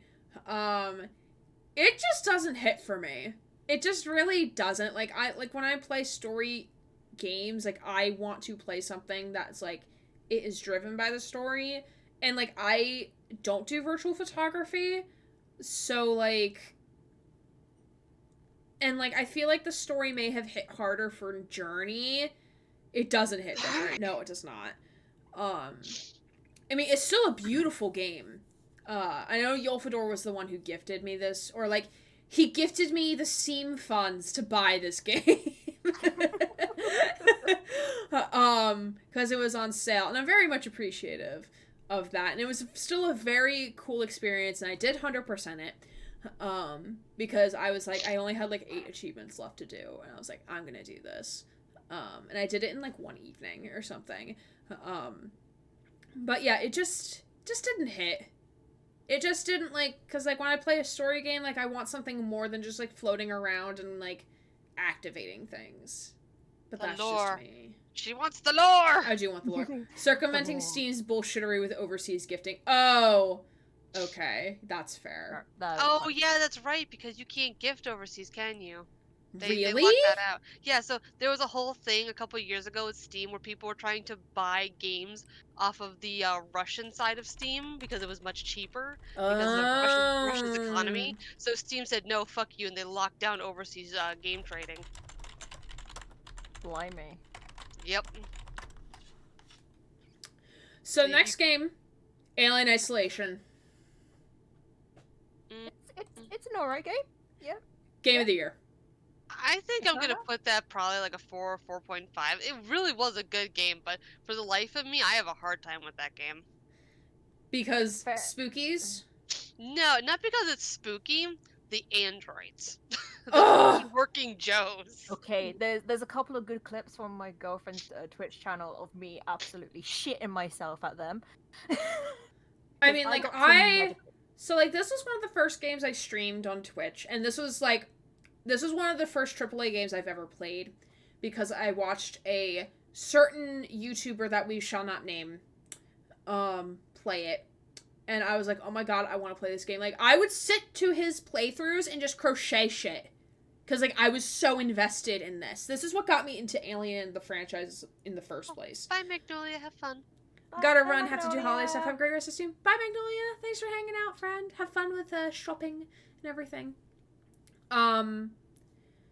But and then this was like one of my first games that I streamed on Twitch because like it's a game I knew, it's a game I was comfortable with. And I was just playing it again for the first time in like actual years because this is like I couldn't play it on like my current computer that I had because it was a potato. So then like because when I got my new gaming PC I was actually able to play it again. I was like so excited to because that's how much I love the game. And like I 100%ed it even though like cuz I played the game a total of 3 times on stream. I played it once all the way through on normal. I played it once on like novice to do achievements and I also modded the alien out. And then I played it one more time. The alien was back in on hard difficulty to get the final achievement. So I played it 3 times on stream and the DLC. So it's definitely a 5. It's definitely one of my favorite games. Like I haven't played it in like a year or two, but like it's still one of like my formidable gaming games. I have gotten so angry at this game though recently. I actually stopped playing it for a long while because because I'm trying to do the one achievement where you complete the game without killing any civilians. But like for whatever reason, there's this one part with civvies that no matter how quiet I am, no matter how much I avoid them, the one guy always notices me and shoots at me, so I have to fight back and kill him. Otherwise, he just blasts me to death. I'm like, you know what? Fuck it. I give up. I just stopped playing because I got so mad at it. I had to revert it like 20 times. See, I read the book. I got gifted it for Christmas. I think it was 2 years ago, and that's pretty much how far I've got with it. But no. I mean, like, I've played it so much that I know when the scripted sequences are of when the alien shows up. Yeah, because... So, like, yeah. Where I played to was, I think we just entered medical. Yeah, that's the first part where the alien is actually active in the game, which is Mission 5. Mission 5 is probably one of the worst missions in the game. It was horrible. It was absolutely horrible. We ended that stream with me being killed by the alien. Yeah. Mission 5 always got me. It was always, like, it was the hurdle of it. I mean, my experience with it was actually, I enjoyed it. I did enjoy it. Yeah, and I like the IP. I'm just sad that we're never gonna get a sequel and learn about Ripley's. I mean, I think there is talk of another Alien game. Yep. There is definitely talk, but I don't know what's happening with it. Getting chased by aliens doesn't sound fun. I mean, that leads us to the next game, which is Aliens vs. Predators, which is a game I played in high school. I remember raging over this game in tutorial period at school, after school. See, I actually beat Alien vs. Predator, the 2010 game. Yeah, this is the 2010, yeah. On Nightmare, on both the Predator and the Xeno, but I could not beat it on the Marine. It was I got to the last boss and I could not beat it. Oh, wow. He was just too difficult. Yeah, I don't remember much from playing it, but for those who don't know what's about, it's a game where it's like, it's got 3 parts to the story where you play, I don't know what the order is. You play as a Marine, you play as a Xenomorph, you play as a Predator. And you get to learn their different abilities, learn their different things. It's really, I really like the concept of it. It's just difficult. There were parts where I was, like, angry, because I just did not know what to do, where to go. But I still enjoyed it. I remember, like, really liking, like, especially once I got into it, I really liked it, in terms of, like, I don't know if I've ever finished it. I think I did. I don't remember, though. I would have to probably start very over. Specific. It starts Predator, then you skip to Xeno immediately, then go to Marine, then go back to Xeno for 3 levels, I think. Then you skip back to Predator for 2 levels, and then to Marine for 3 levels. You basically just keep hopping back and forth because like everything is kind of happening at the same time. See, this is why Mary is here. So Mary knows everything about video games. I remember Holly playing for it, and I remember going, "This is actually a really, really cool game." Because I remember asking, just like, "Okay, so this happens all at the exact same time." I think it's only the alien and predator that meet each other. I think it's the Marine doesn't meet them or something like The that. Marine kills the queen? the matriarch, Yeah, that was but it. and he fights and kills the boss predator. But he never meets you. You No. meet Six at one point as the predator, but you never actually engage in conflict Ah, because that's it. Six just appears on like your radar and then Mm-hmm. disappears. Yeah. But Hello, but goodbye. the three never actually meet. They see each other, they pass by each other, but they never actually meet. Yeah. Yeah. So I I did a think little flippy flop. So I'm putting Ooh. 911 operator and 3-star, so it's Kara. Like, it's good. It's not bad, but it's not GOAT. And then I put Fair enough. Aliens versus Predator at 2.5. Because a lot of it I don't remember. And that could be me blocking out the experience. I honestly don't know.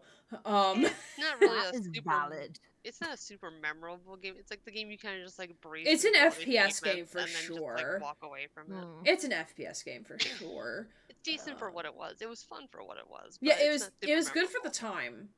Yeah. I wouldn't mind a remaster, but I'm not banking on it, and I'm not like desperately hoping for one. Like not in the way that I'm desperately hoping for a Watch Dogs 1 remaster. Like, I think it would be cool if they did it, but I'm not like putting my eggs in one basket over it. My last note on this is that when it was super popular on the Oh boy. PlayStation side of things, I became known as the Praetorian Terror. So there was a game mode where it's like you have one alien who just keeps trying to infect people by killing them. And I chose the Praetorian skin, and we were on the ruins map. And since I knew every crack and crevice of that map, I would go in one crack, disappear. They couldn't find me even on radar, and then suddenly I would just appear and kill somebody and disappear again.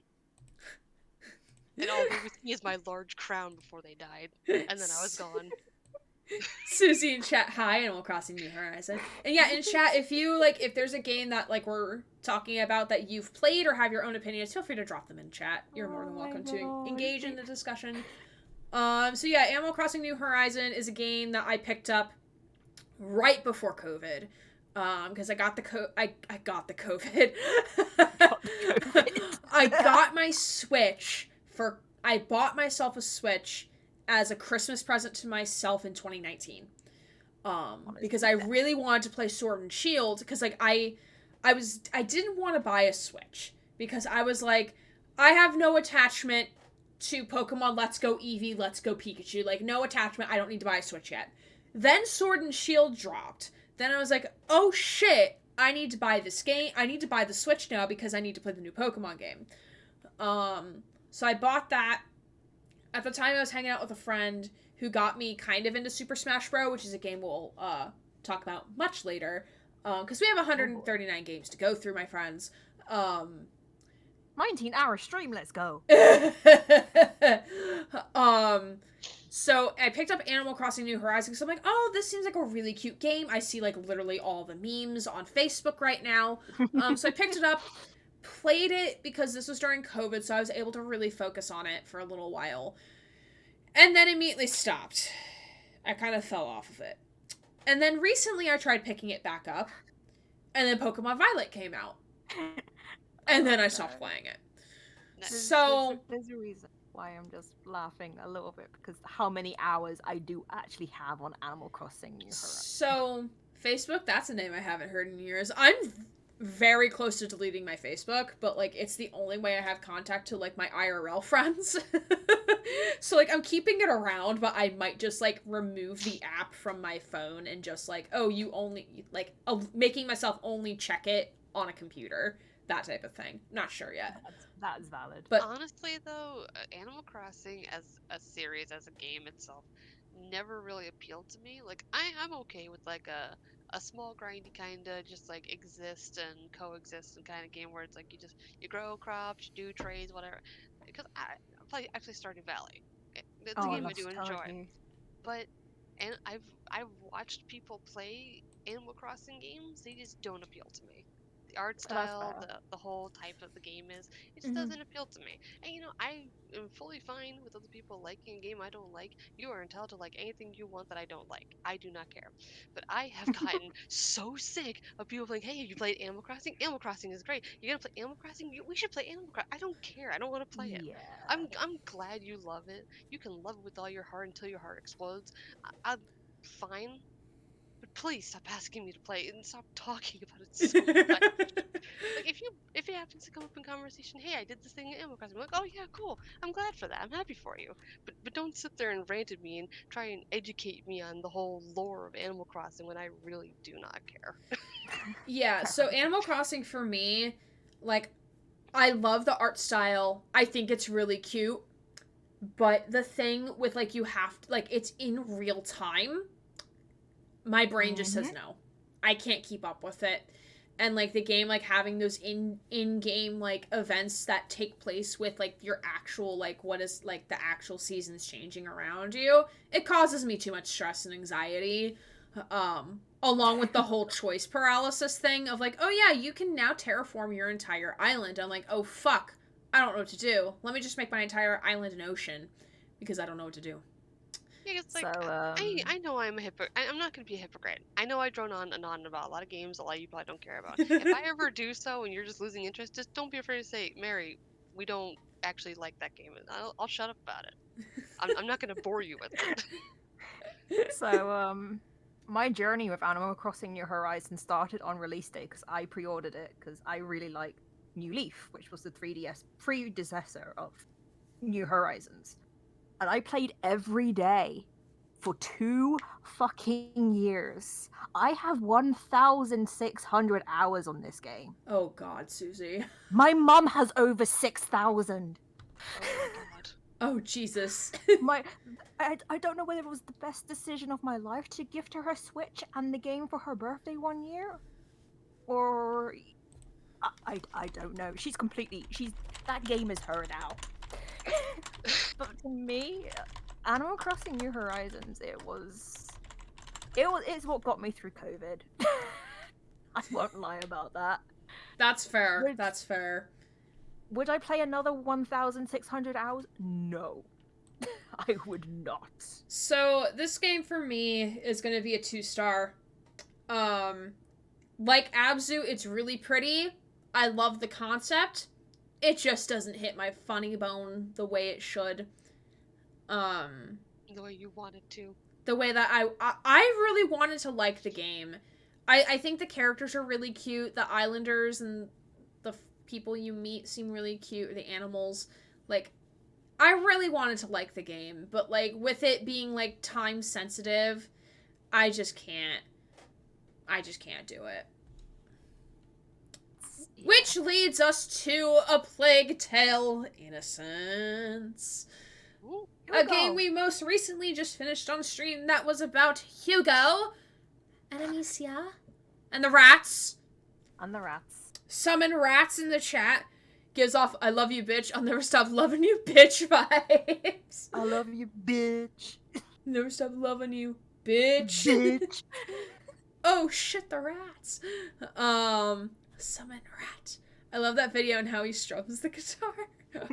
We love Vine. We love Vine. So, I really enjoyed this game. I don't know off the top of my head if I can think of any negatives for it or any cons. Because the music is absolutely... Oh, yeah, the pig. The pig is the con. That's why it's a 4.5. Not the pig. Not the pig. Before Roderick's death. That bit. Oh, yeah, that's why it's a 4.5. It's that bit. I had a feeling the pig it was a 4.5. and right before Roderick's death is the 4.5. Jesus Christ. Because the music is absolutely... Oh no, Adrian. Oh no. Oh no, oh, no Adrian. Adrian, no. Oh god. Oh lord. And oh no, yes, and oh no, Adrian. Okay, here's the rats. Oh, Adrian. No. It's happened again. But to Adrian this time, not to Yulf, because usually this happens to Yulf, not Adrian. Yeah. Well, Adrian, open up your Twitch wallet. With the channel points. But the music is absolutely wonderful. I very much enjoyed this game. And I'm not just saying that because rats. But, like, it's a very good game, and I think it was Moose who gifted Plague Tale Requiem, which I'm very excited to start. I think I said I'm going to start that in the new year. I don't think I have that slated now as a game I'm going to start yet. I put Titanfall 2, that Xenoblade. Yeah, that's going to be a 2023 game. That's going to be in the start of 2023. That's going to be an after we finish Pokemon game. Because I know that's a game that I want to finish playing. Because, like, Xenoblade, I don't know. The other two are just randoms. And then we're finally bringing back Red Dead into the mix. Because hopefully, with 3 more streams on the calendar, we should be done by Pokemon Violet by the end of the year.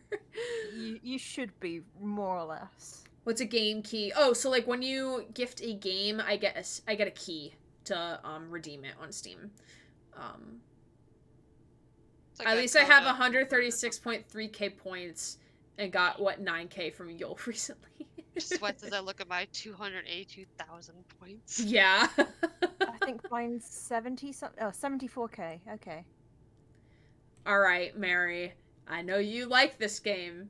Astroneer. I do love this game a lot. I find excuses just to start new world. Cries him 4k points. It's okay. It's okay. Sitting at a hot 1.9. Okay. Me sitting here at a billion tech points. Now, Astroneer, I think I'm just going to give a 4. It's a great game. I love it to death. The sad thing is it's a very short game, and you honestly end up finishing it a lot sooner than you want to. And you kind of have to find excuses to play it. Unless you're and also the story, like, isn't that prevalent? The story is kind of like, it's there all the time. You're just not aware of it because it's not like one of those stories that, like, hits you in the face all the time. But it's also, like, not Subnautica, where it's like, it's there, it's tugging you along, but at your own pace. So is it okay if I spoil the ending story for that? Yeah, I think I know what the ending is. Like, you activate all the things on each planet. So, essentially, and then the story is a loop. The story is a loop. You are an Astroneer sent to a planet to try and find out what happened to the previous Astroneers, only to find out that what happened to the Astroneers is that they basically abandoned whatever they're following. Like, whatever, if they're robots, they've abandoned their protocols. If they're people, they've just abandoned, any kind of structure. And they go into this portal and disappear, and so it starts anew with them sending out another Astroneer to figure out where that one went. Oh. Which is where you start a new game. It's literally a never-ending cycle. You go to find what happened to the previous Astroneers just to be that Astroneer that disappears and start over again. Got it. So yeah. That's why it's always just kind of in the background. And you don't realize until you actually finish and complete that sequence. Yeah, I think for me it's gonna get 3.5 because, like, again, graphics are great. It's really cute. Like, I hoard the materials like nobody's business in the game. Mary can attest to this. The mountain of materials that keeps exploding every time it gets too high. Yes, exactly. Like, I hoard materials like nobody's business. I think the little alien babies that you can get are absolutely adorable. And they're still doing updates and patches. Like, they just came out with, like, the tram that you can make. And then you can oh god, and then you see what Let's Game It Out does, and you're like, what the fuck? Because that's the only way I know about this game is because of Let's Game It Out, because I love Josh. But the story just doesn't hit it for me. Like, there's never, like, once I get, like, I think they're called, are they isopods? No. The little alien dudes. Like, once you get, like, one of them, like, I never find a reason to just continue playing. Because, like, the story just doesn't it doesn't intrigue me enough to continue. It seems like a grind, and I'm like, I'm not here for it. Yeah, it's basically just Minecraft in space. Yeah. without all the without all the build. Like, there is a lot of building, but like obviously the difference is in Minecraft you can build buildings that look pretty, whereas in Astroneer you just build things for continuance. So like Weavile, rock you. Isopods are those giant deep sea roly polies. Yeah. Let me see if I can show you what they look like because they're really cute. Oh, the little snail boys. Alien babies. That's what I'm calling them because Alien babies. I don't remember what they're called. Space snails. Space snails. Oh They're my God, really they're cute. fucking cute. They're so cute. Space snails. They're so Oh cute. my God, I love. They're I love absolutely them so adorable. much. And depending on which planet you get them on, because there's like, what, like 5, Yeah. 6 planets that you can go to, and they all have, like, some share resources, some are specific to one planet, so you have to go to all of them in order to complete the game. Each planet has its own species, and they all have, like, different things that are helpful for you in your adventure, which is what I really like about them. They're really cute. I think they're called galastropods. Yeah, I think that sounds right. Okay. So it's getting a 3.5 out of me. Audio Surf 2 is the next game. I played this all the time back in junior, senior year of high school. It's basically like a little thing. Yes. It's like a little roller coaster thing. It maps it to your music. And you just move around like a little cart. If you remember, from Danganronpa 2 or Danganronpa 3 V3, the mini game where you're riding a car and you're hitting people. If you remember that. I think I remember watching YouTube videos of this years ago. Yeah, same Yeah. for like they did one for Portal. There was a special one where you had the Portal gun. I It remember was Oh, that a one. really interesting. big deal back then, and It then just kind of was. disappeared. Yeah. So Audio Surf is getting a 1.5 out of me because there's definitely better games now. It's definitely a product of the time. Yes. Mm-hmm. I would not recommend this game to somebody now, especially if someone has VR, because Beat Saber's better.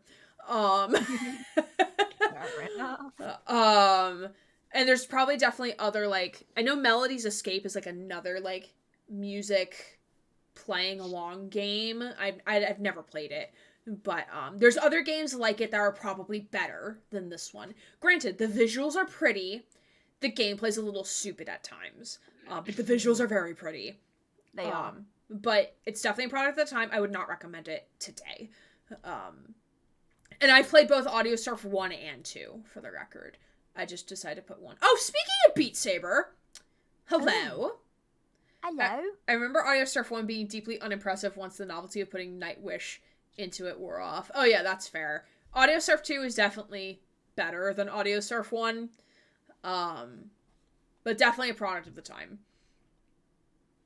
Beat Saber, 5 out of 5. Game of the year. I mean, granted, I also mod the hell out of this game.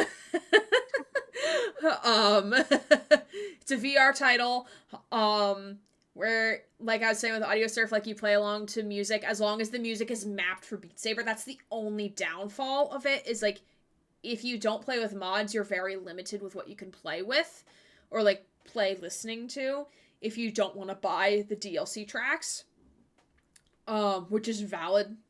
Don't buy them if you don't have to.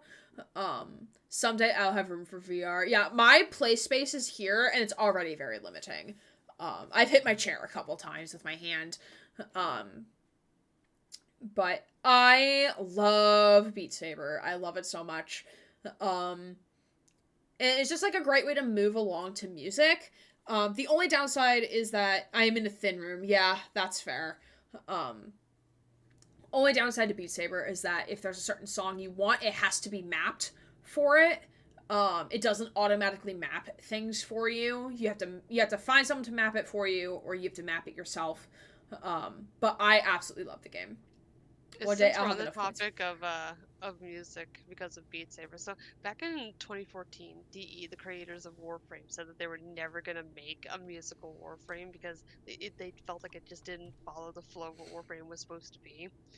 And then they made Octavia, completely going back on that. And at first it was like, oh, okay, a Warframe that kills people with, like the beasts and the base and whatnot. And now people have actually, they've done groups of Octavias so they can play a whole song out. Aww. That's And cool. because like the Manticore only allows you to play like 4 separate sections of like I don't know what you would call it, because I'm not like a music major like Big Brain Gray over here, who's more knowledgeable in music. But like you can only play like 4 parts of a beat or whatever, Mm-hmm. and so like it's very limiting on what you can do. But what people figured out is that if you put multiple Octavias together, you can put different parts of the song together and make a whole song because of how music repeats itself in the rhythm. Yeah. So it's like there's actually been Octavia bands that people have put together. And it's really interesting watching them do it. Mm-hmm. All right. No, that's cool. So next game, which I played on a random game night, is Bee Simulator. I don't remember where I got this game. Be the bee. But you are literally a bee. Like There is a Jazz? story. I have not gone back to play it.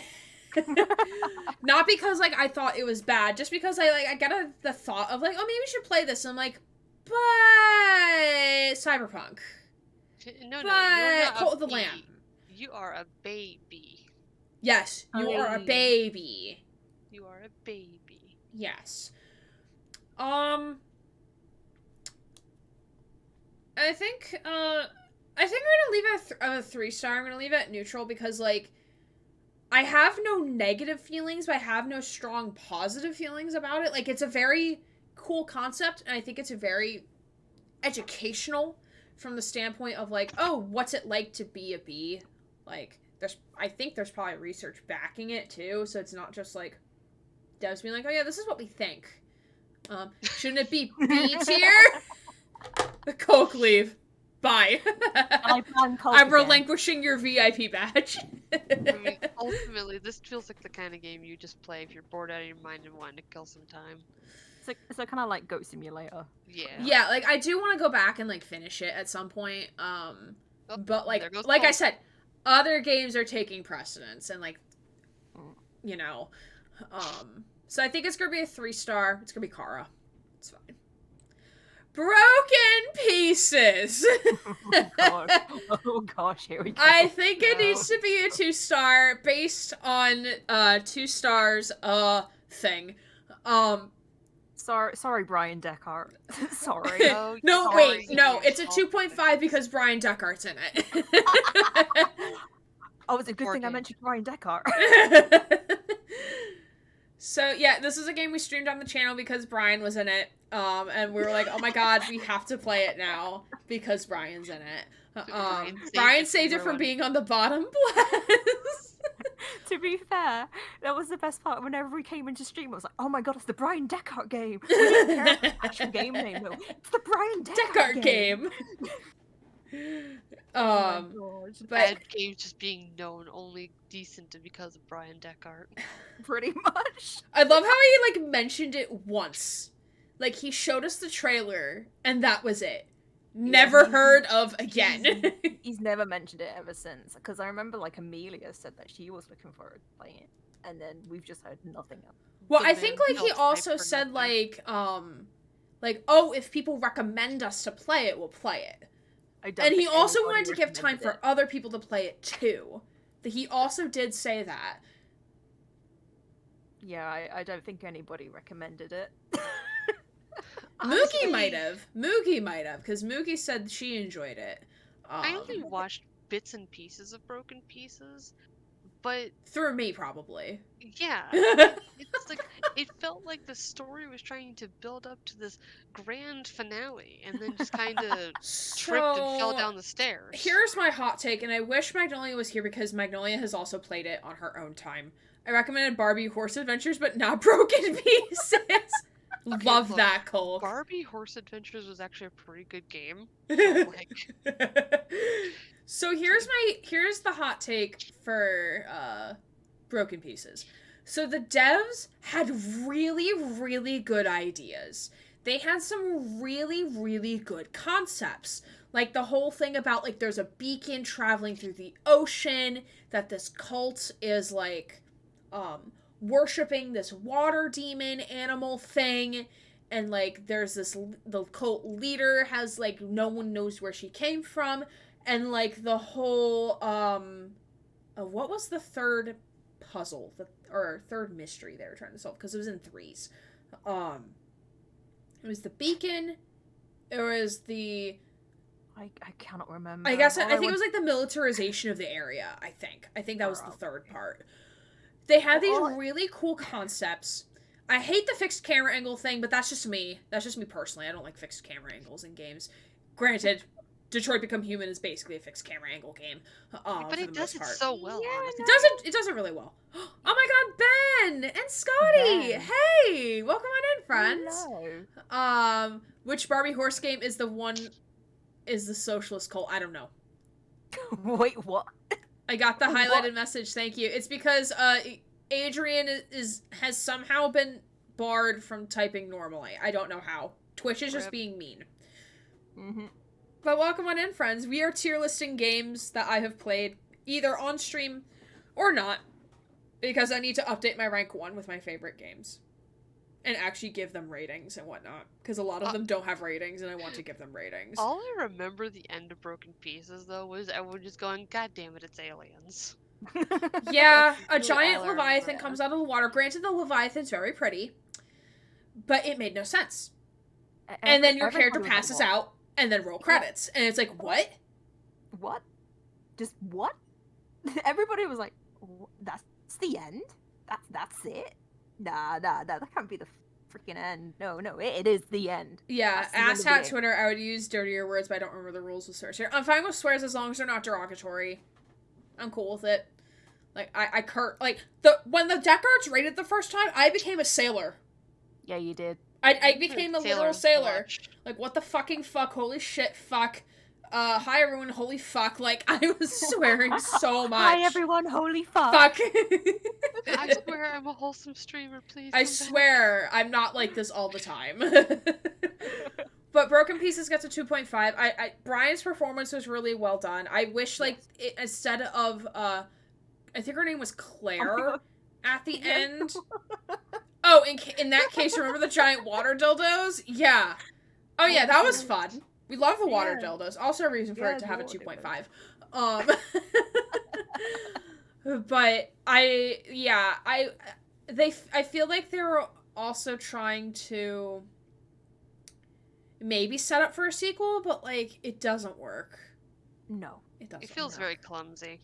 They had really good ideas, but I don't think, like, I think they were rushed, or they didn't know, like, they literally had broken pieces and didn't know how to put it together. Oh, everyone catch that Eevee. It's an Eevee.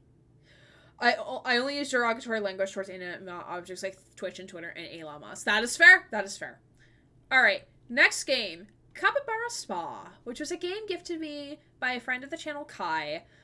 So we played it for a little bit on Twitch, I think back when I was still living in my old apartment, so I don't remember if it was this year or last year. But it's a very cute game where it's a very chill game if you want something to just, like, kill some time, something very low stress, low anxiety. I recommend Capybara Spa.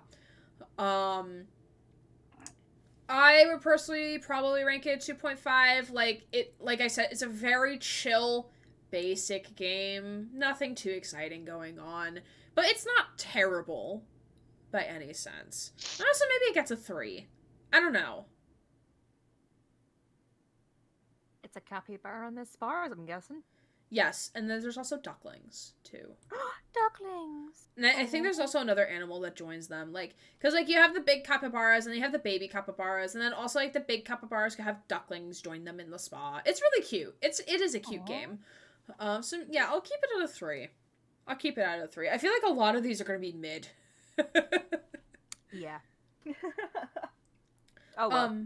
We are at the top of the hour, so I would like to take a quick 5-minute break just so I can stand up and stretch a little bit. What game is to the right of Aliens? Aliens as in, like, Aliens vs. Predator. This game is Broken Pieces. If you're talking Alien Isolation, it's Beat Saber. The EV is mine. Yay! Nice. Yeah, Broken Pieces was a game we were just talking about as you're coming in. During the 5-minute break, if Susie or someone would like to just like give a brief description of the game, that's fine. But I would like to take a quick 5-minute break. I'm gonna go to the bathroom real quick. Yeah, no problem. We'll be back in 5. If you're not subscribed to the channel, you will get ads, but don't forget to use this time to get some self-care. So if you need to go to the bathroom like Mary, go to the bathroom. If you need to grab some water, like me, because I do need to get some water, go get some water. And we'll be back soon to hopefully finish out the other 100-something games that we need to finish. And we'll see you all soon. Hello, welcome back. Hello. I only got like a little bit of water. I'm taking headache medication. Just the tiniest bit of water.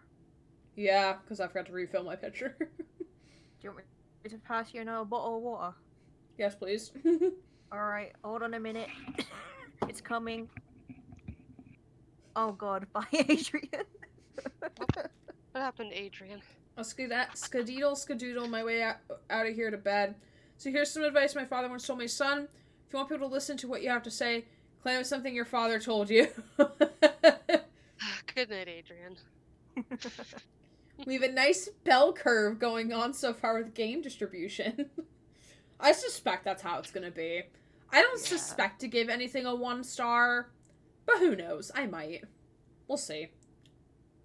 Hey, The let's council see, will coming in decide. hot. Alright.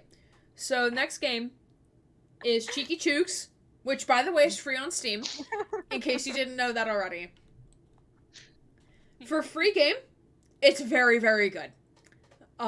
Cute. Definitely a 4 out of 5 for me. Or 8 out of 10. 8 out of 10 if you want to look at a 10 thing scale. Okay, but is it free? I think it is.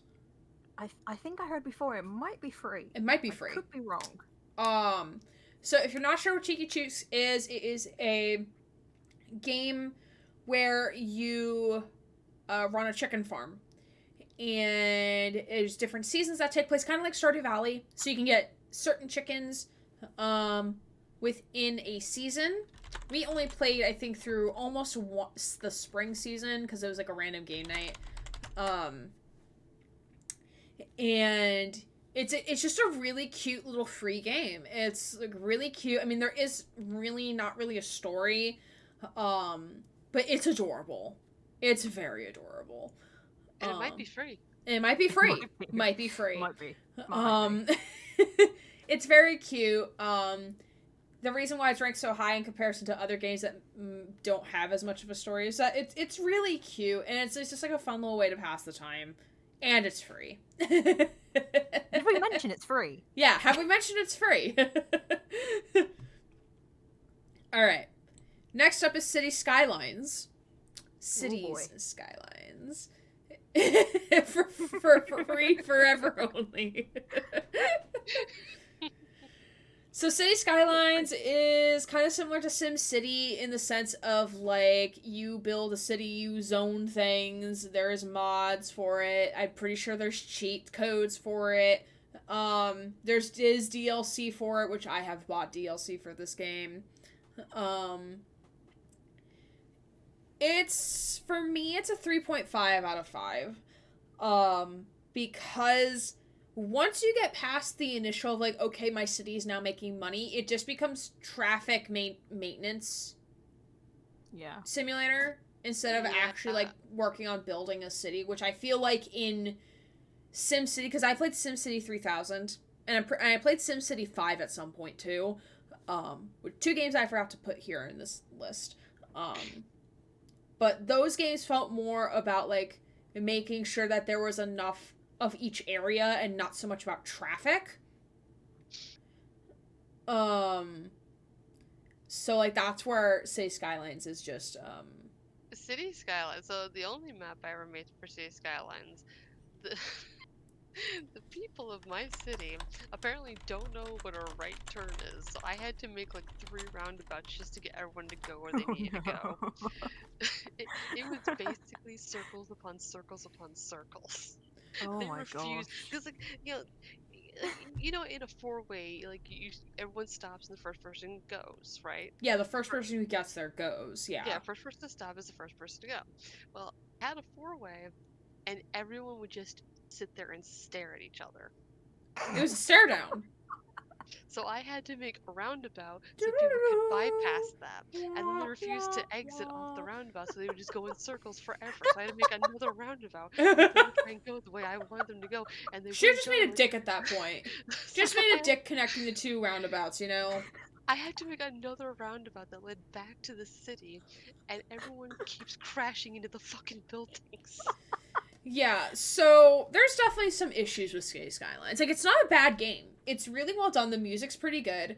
And like I've discovered through watching Katie Bent's stream, who is the voice actor for Steph Gingrich in Life is Strange.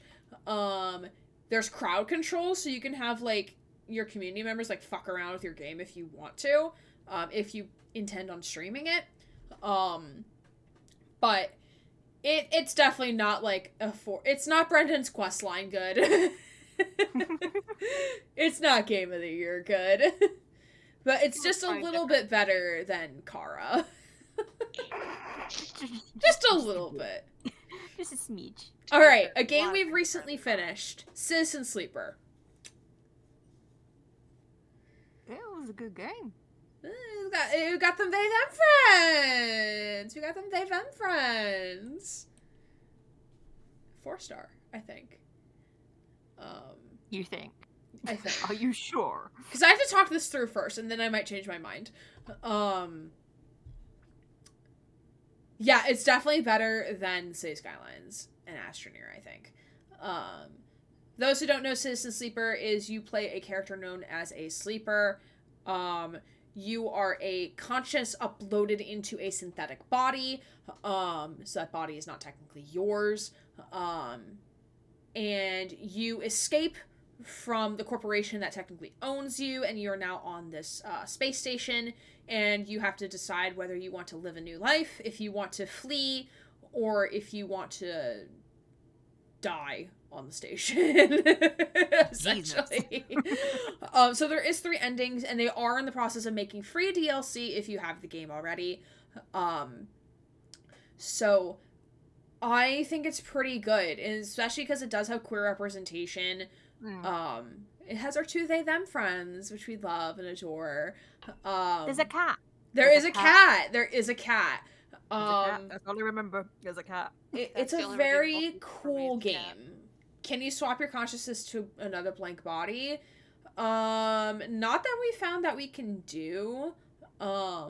Because the tech is owned by like a specific corporation that doesn't like allow you to do that. But not that I could find that you can do. You can upload your conscience to the station itself and become one with the other technologies within the station. You can also choose what life path you are, so you can choose if you're like a techie, if you're an engineer, or if you're something else. I forget what the 3 options are. We were an operator, so we got a bonus in like tech support stuff. But it's a very cool game. I highly recommend it. It's not a favorite because like I think like by like episode 6 or 7 of us streaming it, I'm like, I just want this game to be done. It's very good, but I just want this game to be done.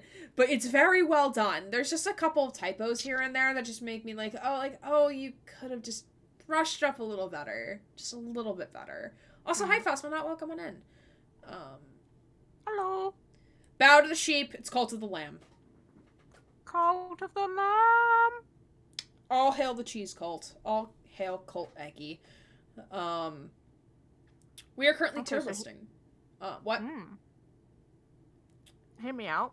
Okay. It goes in Brendan's quest, or maybe below it, because they do not have any lamb plushies for sale right now. You can win them if you participate in that,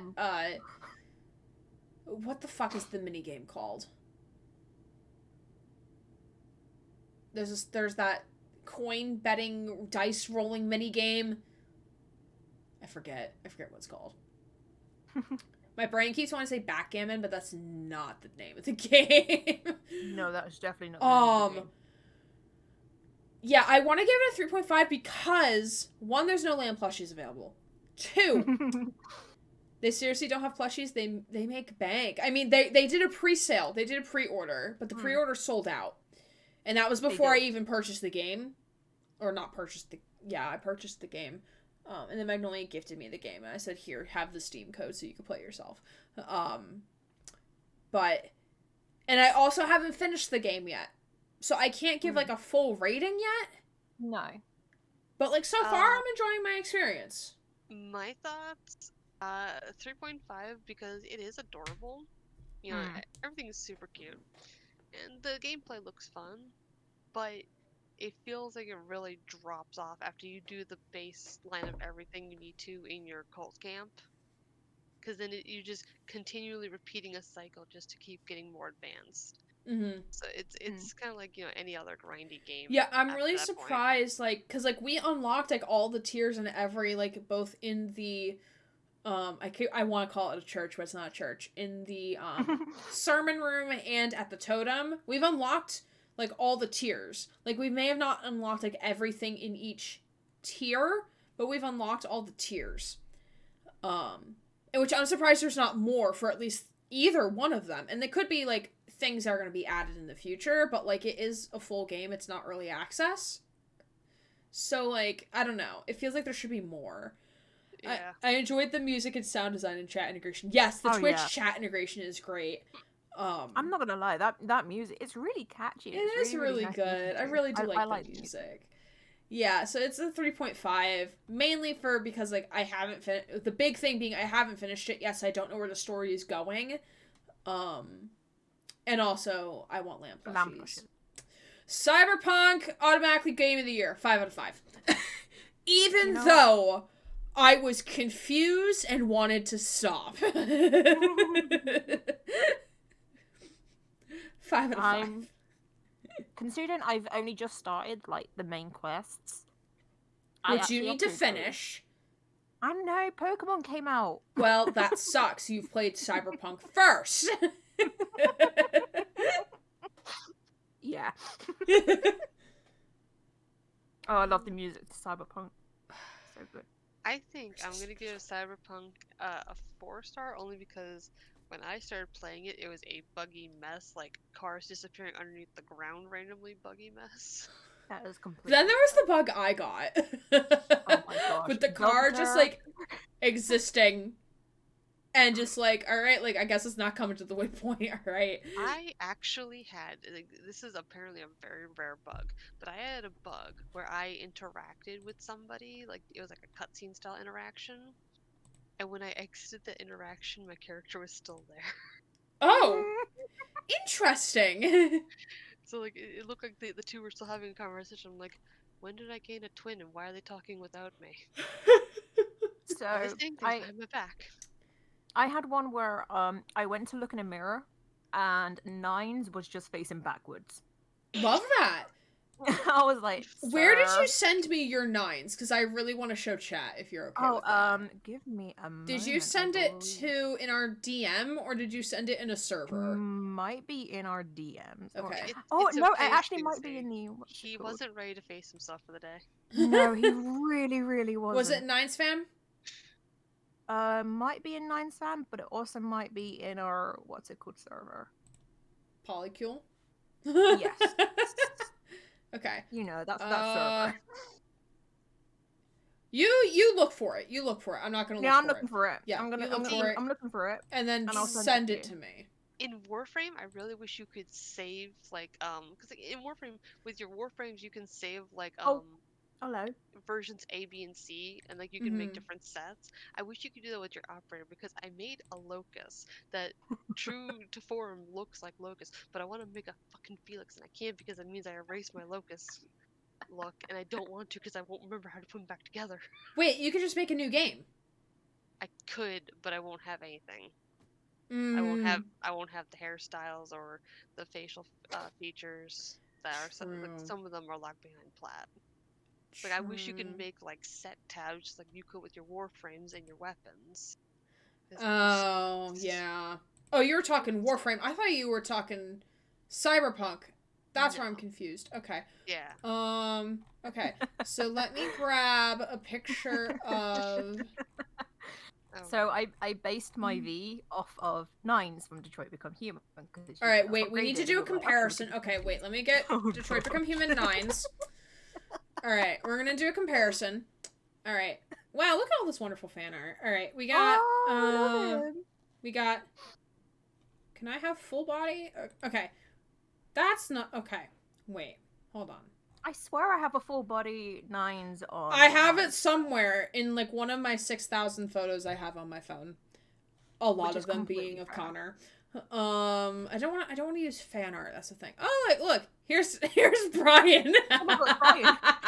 He's Brian. so unamused all the Oh, time. hold on a second. Okay. No, he's not I okay. kinda... He's fine. Okay, so here's Nines. Here's my. This is my Corpo V. This is my Corpo V. And then this is my Corpo V. I'm already laughing. And then we have Susie's.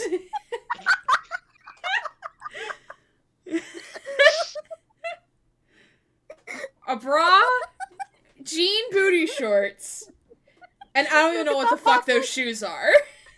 Look at that fucking package. I think we killed Susie. I think that's confirmed. When streamers So we got got early Nines, access that. to Cyberpunk, they absolutely freaked out when suddenly they had a schlong on their screen. I even knew it was coming. I knew it was gonna happen.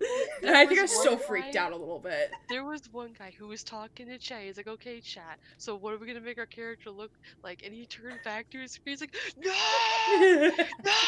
no, I can't show that." I love my V though. I love my Corpo V. I'm sorry. I This knew man it was coming. This man was full on acting like it was the end of the world that a virtual schlong was on his screen. See? I think the best part is when you do something and then you just fall like flat on your back, and then I see the. I just see everything, and it makes me cry every time. I love my V. I love him so much. Yeah. So 5-star. Yeah. Next we have Deep Rock Galactic, which I know is a game Colcus played. This is a game Ryan got me kind of into. Wait, does it like clip through the shorts? What do you? Yeah. Wait, Susie, we need a explanation of what you're talking about. Okay, so the schlong doesn't clip through the shorts, but you just get a nice view of it whenever that happens. Whenever he like what falls on his back. Yeah, whenever he falls on his back. Is there jiggle physics? Oh, yes, there is. I will need to find the clip that I have of him doing it. Yes, please. I need the clip. I need the clip. To be fair, I can probably do it right now because it's on my PlayStation and I'm right next to my TV, so I can upload it onto Twitter like out of context. Okay. You know, You Cyberpunk's know. schlong is kind of like a sad noodle and a sadder noodle. A sadder noodle. Anyway. Argentini. I might have over 700 hours in Deep Rock. Oh, Ryan has like... Hold on. I don't want to, like... Wait, no, I can. It's fine. Deep Rock Galactic. Oh, is he in-game right now? Yeah, he's in-game right now. Oh my god, Ryan. Profile. Let's see. He has over 1,700 hours in Deep Rock. Over 700 hours in Deep Rock. I did not care for that game, honestly. It's a cool game. I'm just not for the let me play with other people vibe. I like the memes, though. I like the meme of Rock and Stone and We're Rich. I think those are fun. So it's gonna get a 2.5 out of me. Just because, like, I just don't like the multiplayer stuff, personally. And, like, the bugs, or, like, the enemies coming at you just like freaks me out a little bit, and I get scared. They come from everywhere. Yeah, it makes me scared. I admit I've never heard of this game. It's an interesting game. It was in the there's not enough going on here category for me. That's fair. That's fair. All right. Next game is Depth Hunter 2. I honestly don't remember much about this game, but I remember feeling very underwhelmed by the time I was done. So it's going to get a 1.5 out of me. I do want to go back and finish the achievements, though, and then call it quits. Oh, boy. Connor. Detroit. Hello, Connor. 5 out of 5. No, Five no out of five. argument. There is no argument. Even though it's Kara's Connor. part sucks, and even though it's a complete allegory for segregation and slavery, Connor. Honestly, Connor. I Cars spent part alone 200. Gives it a Oh, gosh, 4.5 yeah. from me. What? Yeah. Cars parts alone give it a 4.5, but Connor redeems it. Connor True. and I could put Connor in a and Hank. I could put in a 4.5. Great game. Cars very boring though. Yeah, but think about Brian and Clancy's acting on the roof of Stratford Tower when you traumatize Connor. Can you rate Connor and not Connor separately? Can't do this to me, Susie, please. No, that's Zen. That was Zen who said that. Julie! Hello. Hello, Julie. We love you and appreciate you. Also, your Christmas wreath was very pretty. I love that the original marketing had Marcus as the face of the game, but they realized Connor was by far the fan favorite and adjusted it accordingly. Yeah, love that for us. Yeah, I'm gonna throw on 4.5. Julie. I just noticed Julie. Yeah, I literally just said her name. No, my everything froze. And I was like, are we about to blue screen? Oh, goodness. Oh. Gray, how could you?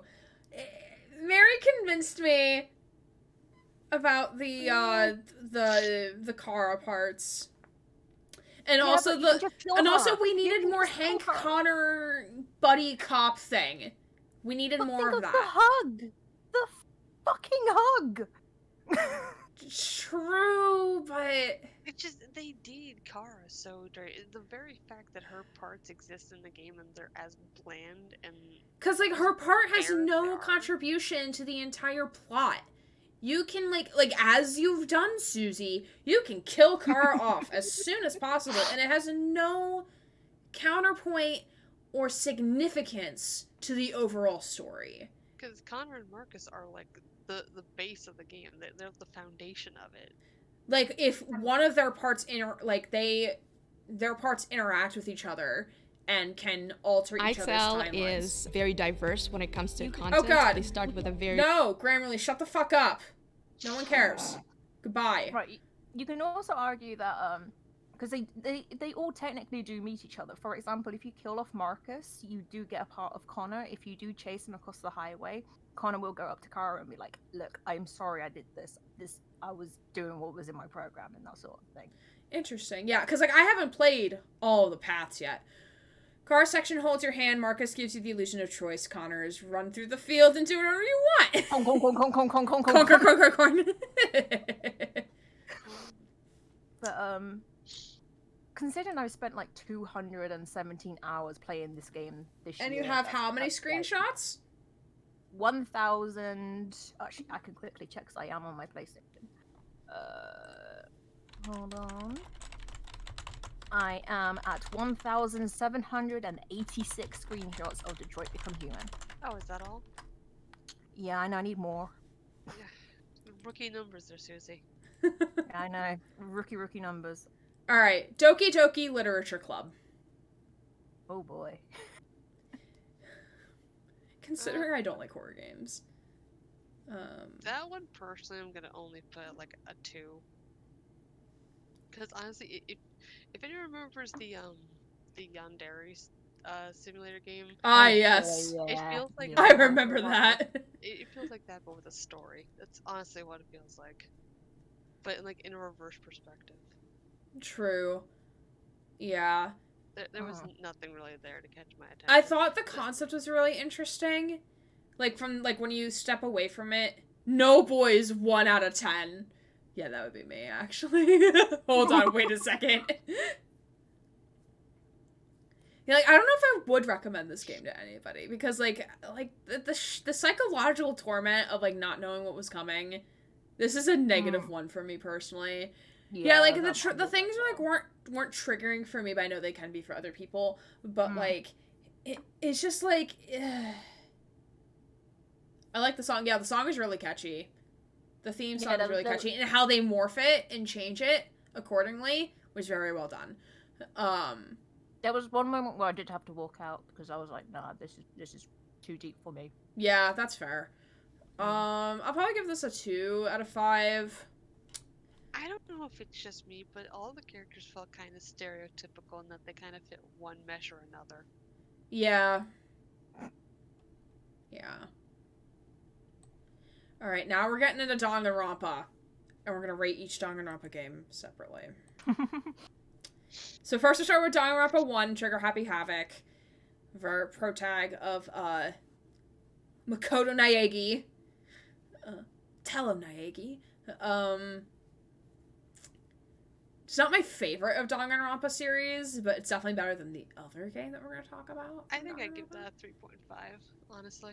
I mean, it's a good start to the series. Very good start to the series. I mean, also, but don't forget, Mary, this one has Sakura. Your big girl. I got 3.5. Susie! What did Susie do? Susie? Oh, no! Do you want me to share this with the class? Yeah, you can share with the class.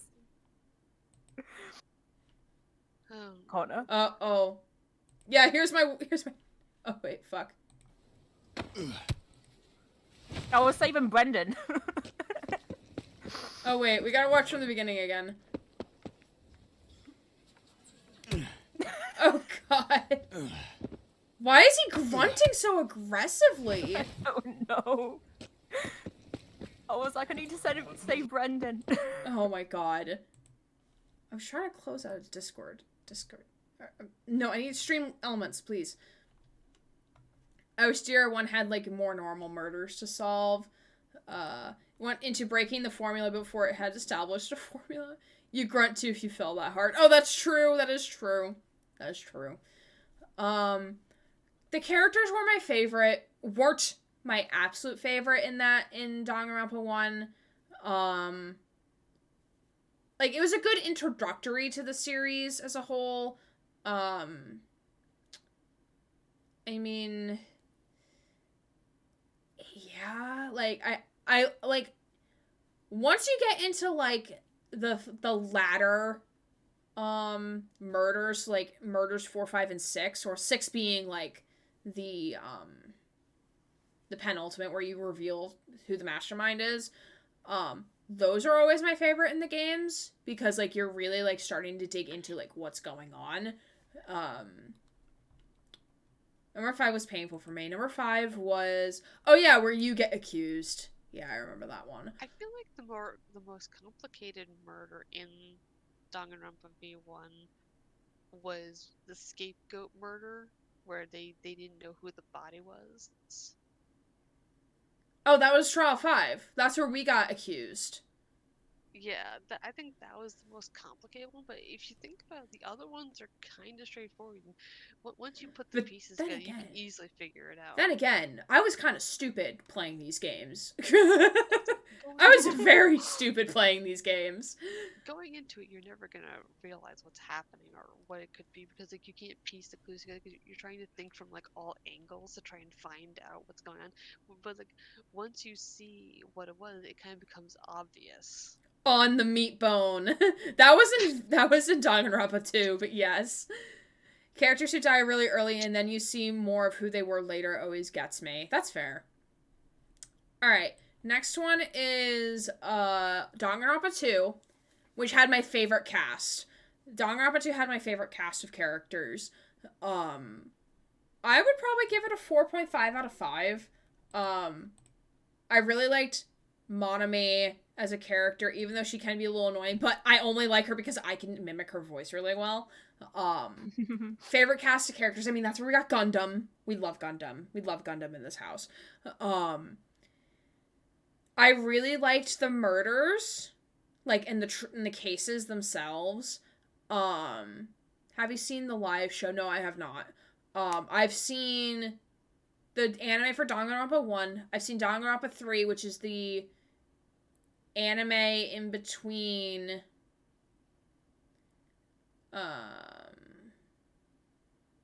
the anime that's in between 1 and 2, or 2 and 1. Yeah. Yes. Yeah, something like that. The timeline's really messy. I've not seen the live show. Komaeda is who would have been the technical protag of. She is the ultimate pianist, right? That was Kaede. Oh yeah, that was Kaeda. Then who's Komaeda?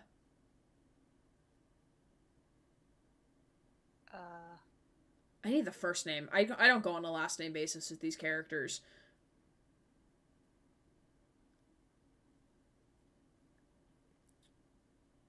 Nagito. Nagito! Oh yes, that boy! I really like Nagito. He was a great antag. His murder trial, oh, so good. I don't know what was fucking happening, but it was really good. It was also one of the most gruesome murders we saw. Yeah, Nagito's my favorite villain in DR. That's fair. I would probably also agree. All right, now we have the trash pile of Danganronpa Ultra Despair Girls. I would probably I don't know if this is a 1 or a 1.5. Because there's certain scenes in the game that are very problematic. That can be very triggering.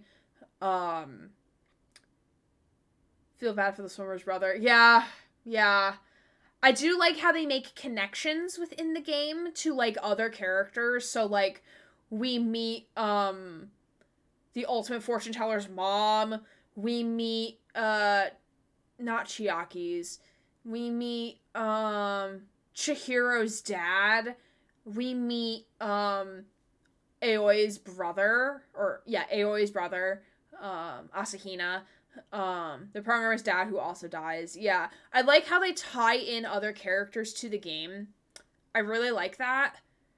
But, like, oh man, the game was a cluster. And I also do like how we get to see a little bit of Toko and, like, who she is as a person.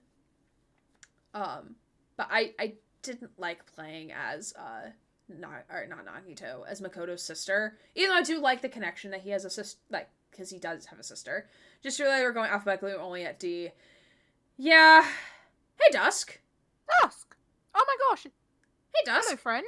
It's not me. I promise. I'm not here. You never saw me. I like the Togo stuff and seeing the wider world, but otherwise, yeah, there's a lot of problematic stuff, and I really wasn't here for the gameplay. The gameplay was really clunky. So I think that's why I'm gonna give it a 1.5. Like, I like the connections to the lore, but I'm not here. I'm not here, Susie. I'm over there. But yeah. Alright. Then we have Danganronpa Decadence, which, like, I'm only adding this because of the ultimate summer school. So, like, that's basically what I'm rating with this. It gets a 2.5 for me for the ultimate summer school academy like where they're at the beach and whatever. Like, it's cool, but, like, I don't know. It doesn't hit it. Like, since streaming it, I have not gone back to it. I might give it a 2. I'm gonna give it a 2. I watched a full 10-hour Let's Play at work because it wasn't on PC at the time. That's fair. So this is a game ranking list? Yes. So this is a subathon sub-goal, was to rank every game that I've ever played. And we still have a shit ton to go. Oh dear. Oh dear indeed. Oh dear indeed. I did not think this would take this long. Oh, and finally we have Danganronpa V3. Which... I don't know. Do I like V3 more than DR1? I definitely like it less than DR2.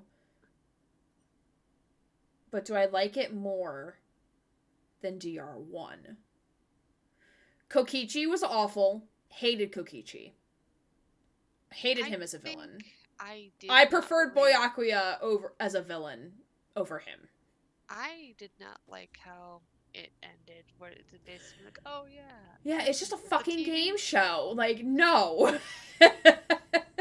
We brainwashed you into forgetting who you were in your previous life because you wanted to be on this show because you were a Okay, we're changing some things around. DRV3 is a 3.5. DR1 is a 4. It basically opens the idea that humanity have become nothing but a bunch of psychopaths and sociopaths. We're like, ah yes, we want to murder each other for entertainment. Yeah. That's kind of weird. Yeah, I did not like the ending. Like, the cast, there was definitely some, isn't that all of Danganronpa, though? Usually it's, like, a particular person, not, like, the wide world. The world. I mean, like, okay. Hot take, if it was actually about, like, a bunch of awful people who kind of deserved it, like, they done, like, the worst crimes you could imagine in society, then maybe I'd be okay with it. Because it's kind of like a self-fulfilling prophecy where, like, the problem is taking care of itself. But to be like, oh yes, all of humanity has basically become nothing but a bunch of psychopaths, and we watched them kill each other for our entertainment while giving them alternate personalities through brainwashing tactics. I think that makes it a little weird. I don't know, it feels weird to me. Yeah. That the whole world basically knew, and it was just like, ah yes, this is a sick game that we love watching. Mm-hmm. Yeah. Alright, now we have Aeronoctosis, Put Yourself Together, which was a game I played with... It's a free game that I played with James back during October. It's a 1.5 for me. The concept was very interesting on how you had to rely on one another to solve the puzzle and survive. But, like, the fact that, like, it was, like, basically an hour worth of gameplay, not even, and then you had to buy content, I'm like, this game is not worth me buying content. At least for me, because I'm not a horror streamer. Yeah. Maybe for someone else who, like, streams horror and finds this stuff really cool and is okay with the spookies, then sure, but not me. That reminds me, my friend gave me a horror game that I'm probably never gonna fucking play. Felt more like they were super fans of the story than specifically violence obsessed to me.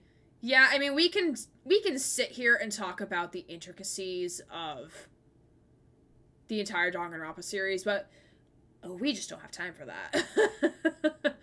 Maybe if I ever do a video game podcast, we can, when that eventually happens. They need to show more than, like, a maze if they wanted me to buy it. Yeah. Then there's Escape the Room, which was a game I played. Like, it's not even fully out yet, and it's been, like, the chapter 1 or whatever has been here forever. Like, the concept is very interesting about how, like, you're controlling this little blob, and then you have to, like, and he's sentient. And he's like, oh no, don't do that. Don't do what the game wants you to do. Oh no. But, like, the fact that it's, like, not been released yet. 1 star. 1 star. 1 star for me. Fall Guys! Woo! Hey! Fall Guys! Fall Guys! Woo! It's the bean game. Which we're currently not totally training for, you know. We're totally not training for it, no. No, definitely not. Falling Gourds, shout yourself out in chat. Hold on. Do we shout ourselves out with a gourd, or... I don't know. Dealer's choice. Okay, I'm gonna shout myself up with a gourd. I see that. I give it a 3.5 because they made it free, they took it off Steam, and now you have to pay to do things in the game. in terms of That's like completely cosmetic fair. things. Before, you didn't have to do that when it was paid to play. Like, you bought the game yourself. So, like, that's the only reason. And also, like, having been playing it for, like, every day the past, like, almost 2 weeks. Like, the fact that every season has only specific maps that you play, I don't know. My brain just gets bored really easily. 3.14 pi. Yes, we love pi. I mean, I'm actually us hungry. playing it together is pretty. Yes, fun. playing it with friends is fun. Playing it alone Playing it is kind of like myself. meh, but like I do it in my downtime when I'm eating. No training here at all. No training at all. Nope, not training. No. Also, I wish there was a practice mode. Yeah, practice mode would be really helpful. Oh gosh, yeah. That's actually something Halo Infinite added, was a practice mode for weapons. Oh yeah, I did see that. Yeah. It was really interesting that they added that.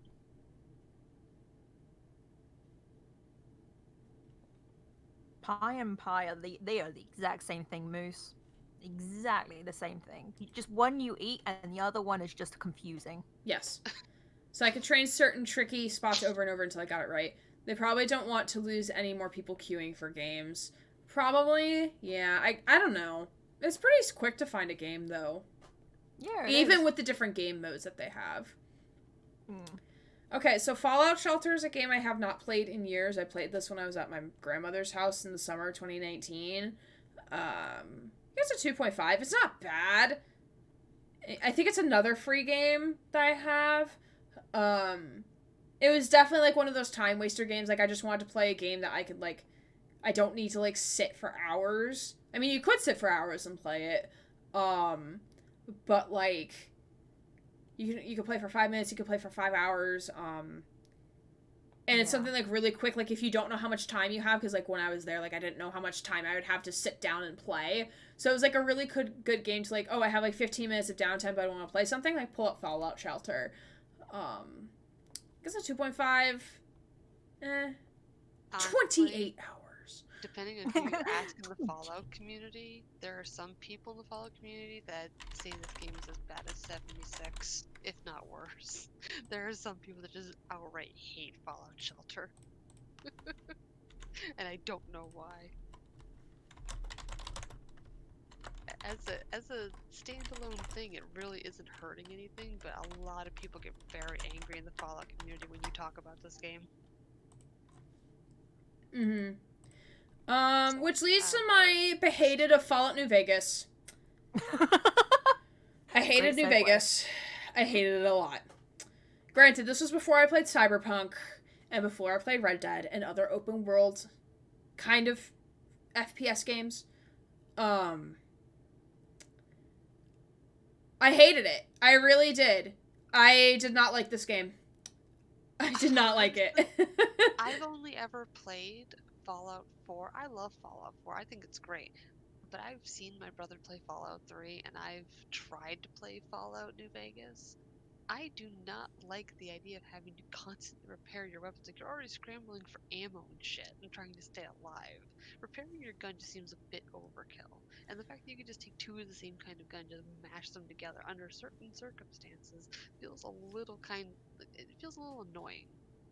Fallout New Vegas is the black sheep of the Fallout series. You love it or you hate it. There's no in between. That's fair.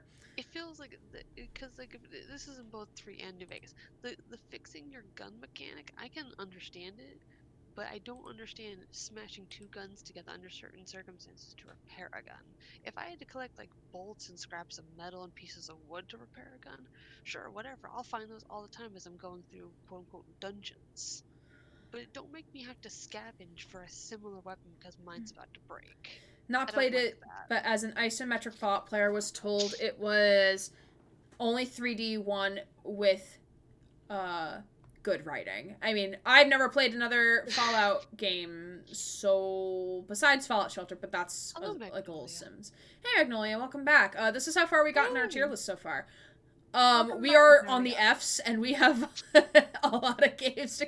We have like a full row of Pokemon games we have to get through. Oh boy, Pokemon! Oh boy, 3 a.m. Oh boy, 3 a.m. Oh shit, it is nearly 3 a.m. For you, yes. The hardcore Fallout player, I will say the story is amazing, but the gameplay is clunky and gross. I mean, story didn't grab me. personally, story did not grab me. I was like, She's oh, gonna we're in a just randomly die Fallout. at some point, and then when she wakes up, she's gonna be like, "What year is it?" Yeah, she took a 5-hour nap. Oh god, no, not the 5-hour nap. That took me a while. All right, Firewatch. My mom absolutely Okay. hates this game. Okay. Okay. So Firewatch gets top, but Detroit gets a little bit below it. Okay, yeah, I see your point. All right, hold on. Thank you. I see your point, yeah. Because the ending to Firewatch, I do admit, sucks a little bit, but I see why the devs did it. And I'm sad we're probably never gonna ever get another like Firewatch-like game ever, because I don't think the team exists, or like the studio exists anymore. Oh, that's But depressing. the music was so good. I absolutely loved the music. The scenery was so good. Like, yeah, it was very pretty. The team works for Valve now. Ah, interesting. Can they count to 3 though? They're still working on it. Okay, good. All right. It's I'm a glad to forever hear. work in progress. Fallout 3 has a good story. New Vegas doesn't resonate with me as much. I was told not to play Fallout 3. But then again, I don't know if I ever want to play another Fallout game ever again. Fair enough. Fallout New Vegas is a sequel game for story, so you gotta play 3. No one told me I had to play 3. No one told me this. No one. Yeah, No one did. It's kind of like the instance with Halo, where it's like ODST. It's like Halo 2, you get like the first 3 or 4 missions in, and then you kind of have to stop and play ODST first. Ah, yeah. Stop playing ODST at some point, and then continue playing Halo 2. So Like, kind I of think that games with situation. converging storylines, like cross games or with converging storylines, are pretty cool, but like, that's like me with God of War Ragnarok. Like, when I watch the Deckard stream it, I'm like, the game's cool. I'm not here for the story. I'm just here to watch them play it. Like, I don't care. Like, everything going on makes absolutely jack shit sense to me. Like, I have no idea what the fuck is going on. Because, like, I'm just not into the Norse mythology. Like, that's just not my thing. You don't even bother bringing it up on like the subreddits. There's a full-on war between which pantheon is stronger. Oh God. Because you have the old players that remember God of War 1 through 3 going, Greek pantheon will wipe the floor with the Norse pantheon, and then there's like the newer players like, yeah, but the Norse pantheon is so much stronger and so much more put together. It's like, I don't know, guys. They're all great games. Can we all just get along and stop killing each other? We're not all Kratos. We're not the actual God of War. No. But anyway, back to Firewatch here, so we can kind of maybe keep moving a little bit. I don't know how far we'll get tonight. Well, I'm just here to be argumentative and opinionated this weekend. I mean, that's fair, and we're all able to have our own opinions, which is fine. But this is my tier list at the end, so what I say goes. And like, I would love to have a more open conversation about it, but it is almost 10 o'clock for me. It's almost 3 a.m. for Susie. So like, I don't want to pull a Brian deck art where like they said they're gonna compliment every Pokemon, and then they get an hour in and only do the first generation, and then they have to literally speed run the rest. That was so funny. It was like, yeah, we're gonna compliment every single Pokemon. It's like, dude, you're gonna be here for 6 hours. Maybe. No, Brian. No, you're not, mate. You're not doing this in 3 hours with breaks and stalling. That's not happening. Exactly. That was so much. So I don't know how far we're gonna get, but we'll see.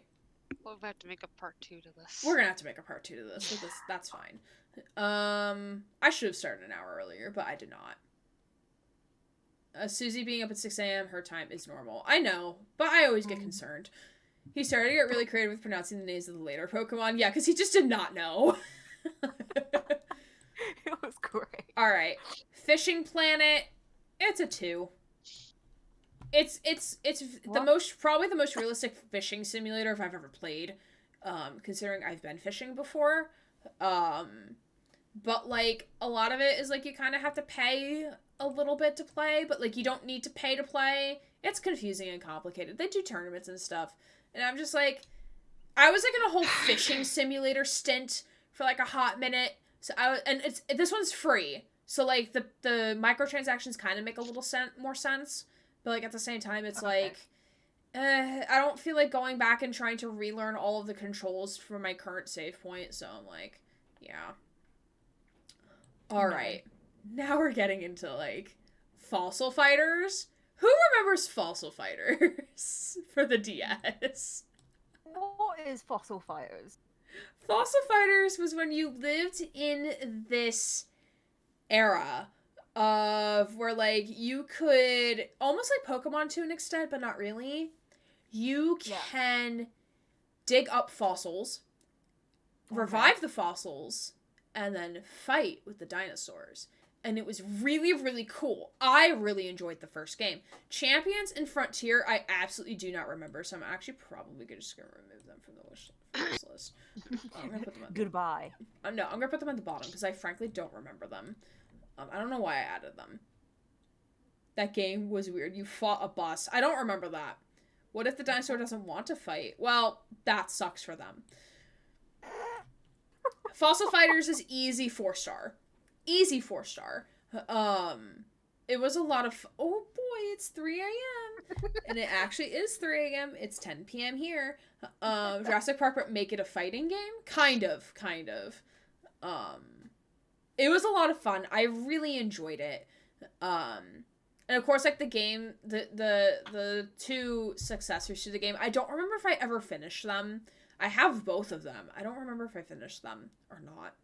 But I really enjoyed the original. I remember that one the most. It was a lot of fun. And it was a cool concept. It was a really cool concept, and the dinosaurs are really cool to look at. So, 4-star. The Great Ace Attorney Chronicles. Is this the one that's still ongoing, or The game we have yet to finish because I put it on hiatus. yeah? It was taking an age. And still Oh is. boy.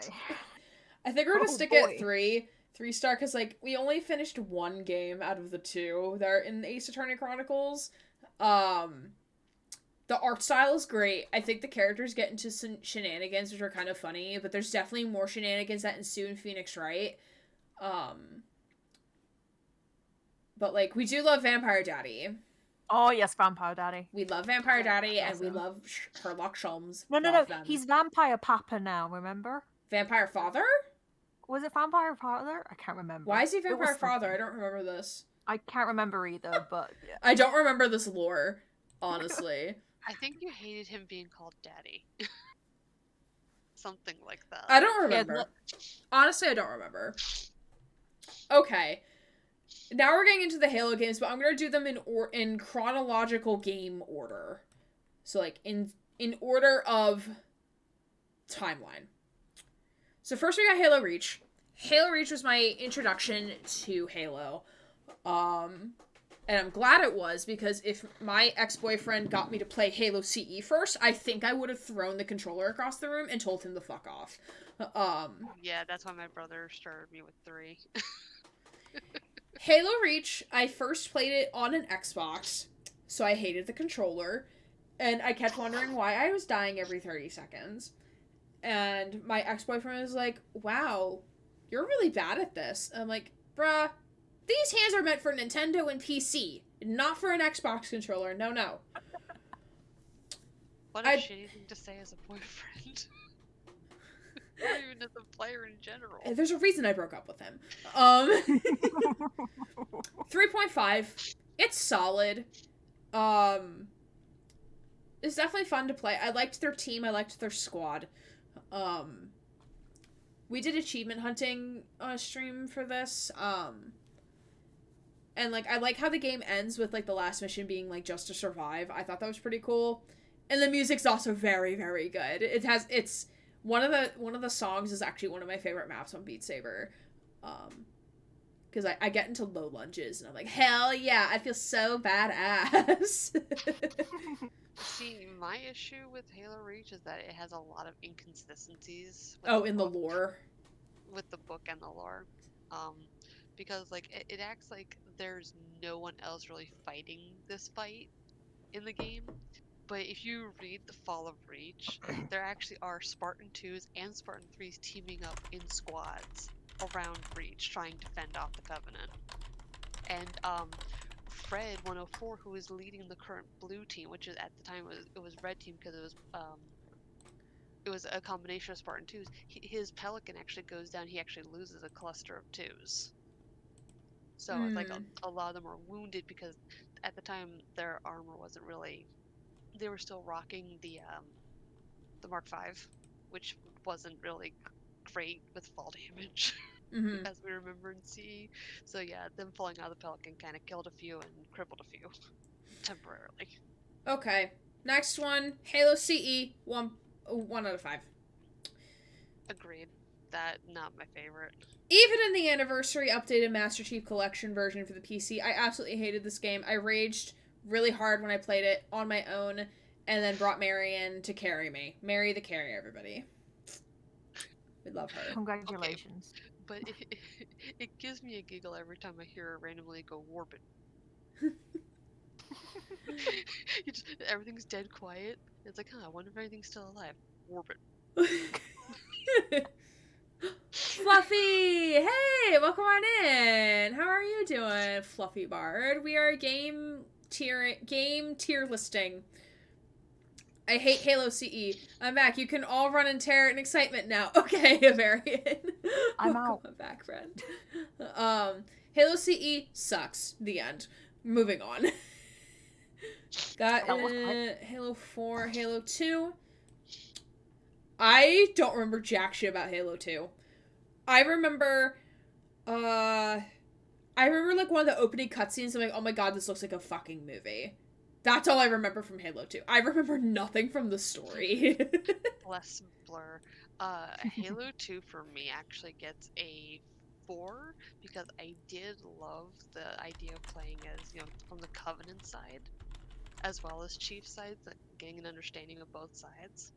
I did like the story a lot, but fuck the brutes. Those bullet spongy pieces of shit that just never fucking die. And the Jackal snipers that never fucking miss on Legendary. So have you joined the Giant Club yet? No, we are in alphabetical order, so we are just at H, and we still have like at least 10 Pokemon games to go through. At least, if not more. So we're going through all the Halos first, except Halo 5, because Halo 5's not on PC. Also, hi Nebby, welcome on in. How are you? Hello. Hello. Hello. Alright, Halo 3. I don't know, I feel like I remember, like, I don't remember Halo 3, but I do remember Halo 3.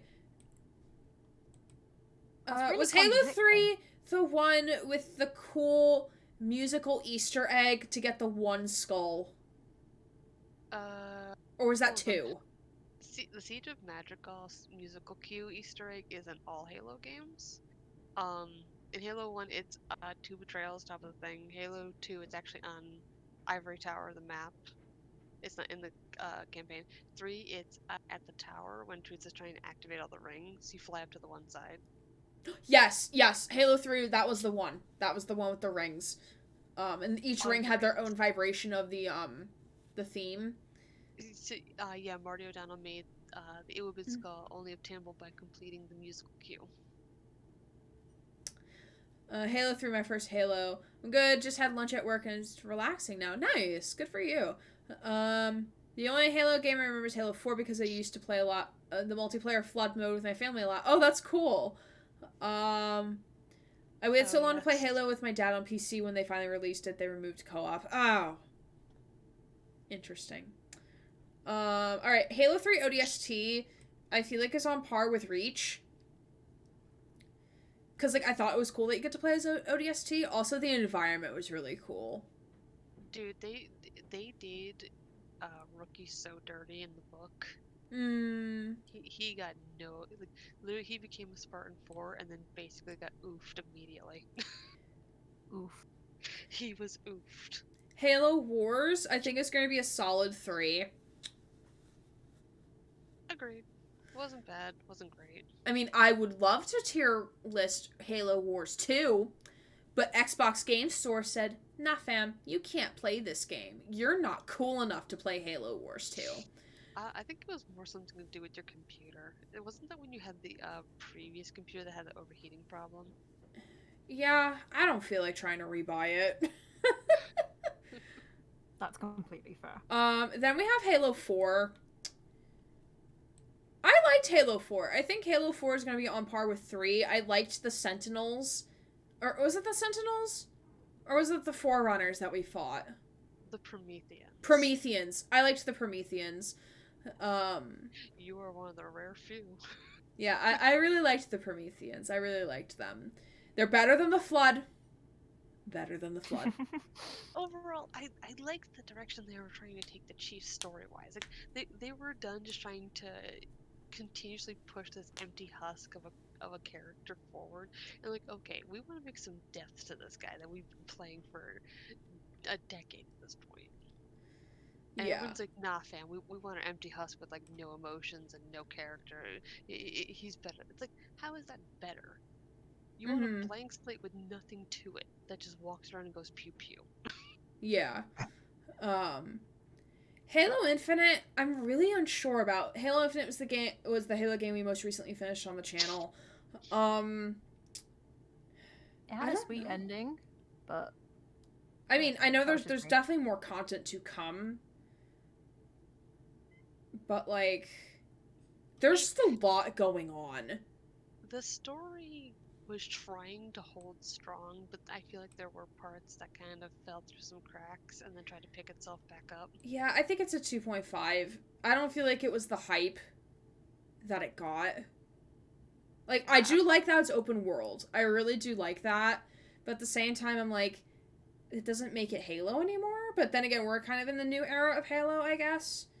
To be fair, I think if Halo stuck with its original formula, it probably would have died faster because a lot True. of people have kind of moved away from linear storytelling things that are sci-fi based, kind of. Like True. Star Wars is one of the few that actually captivates an audience forever because of, you know, the entire legacy it has behind it going back decades.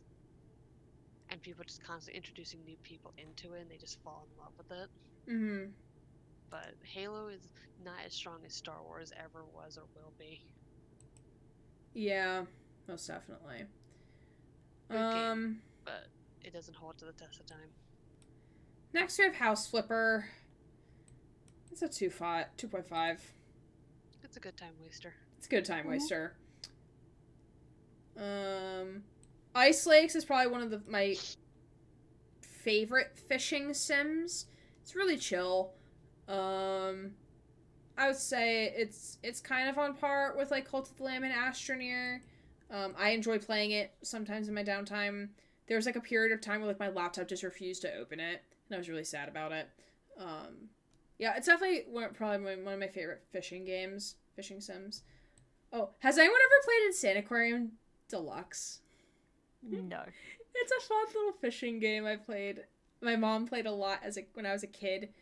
But again, it's like a stupid little like I don't even know if it's like an HTML Java game. Maybe not Java, but like I remember that as a kid. Yeah, it was a fun game. It was a really fun game, but like the original free one. My mom got Insaniquarium Deluxe.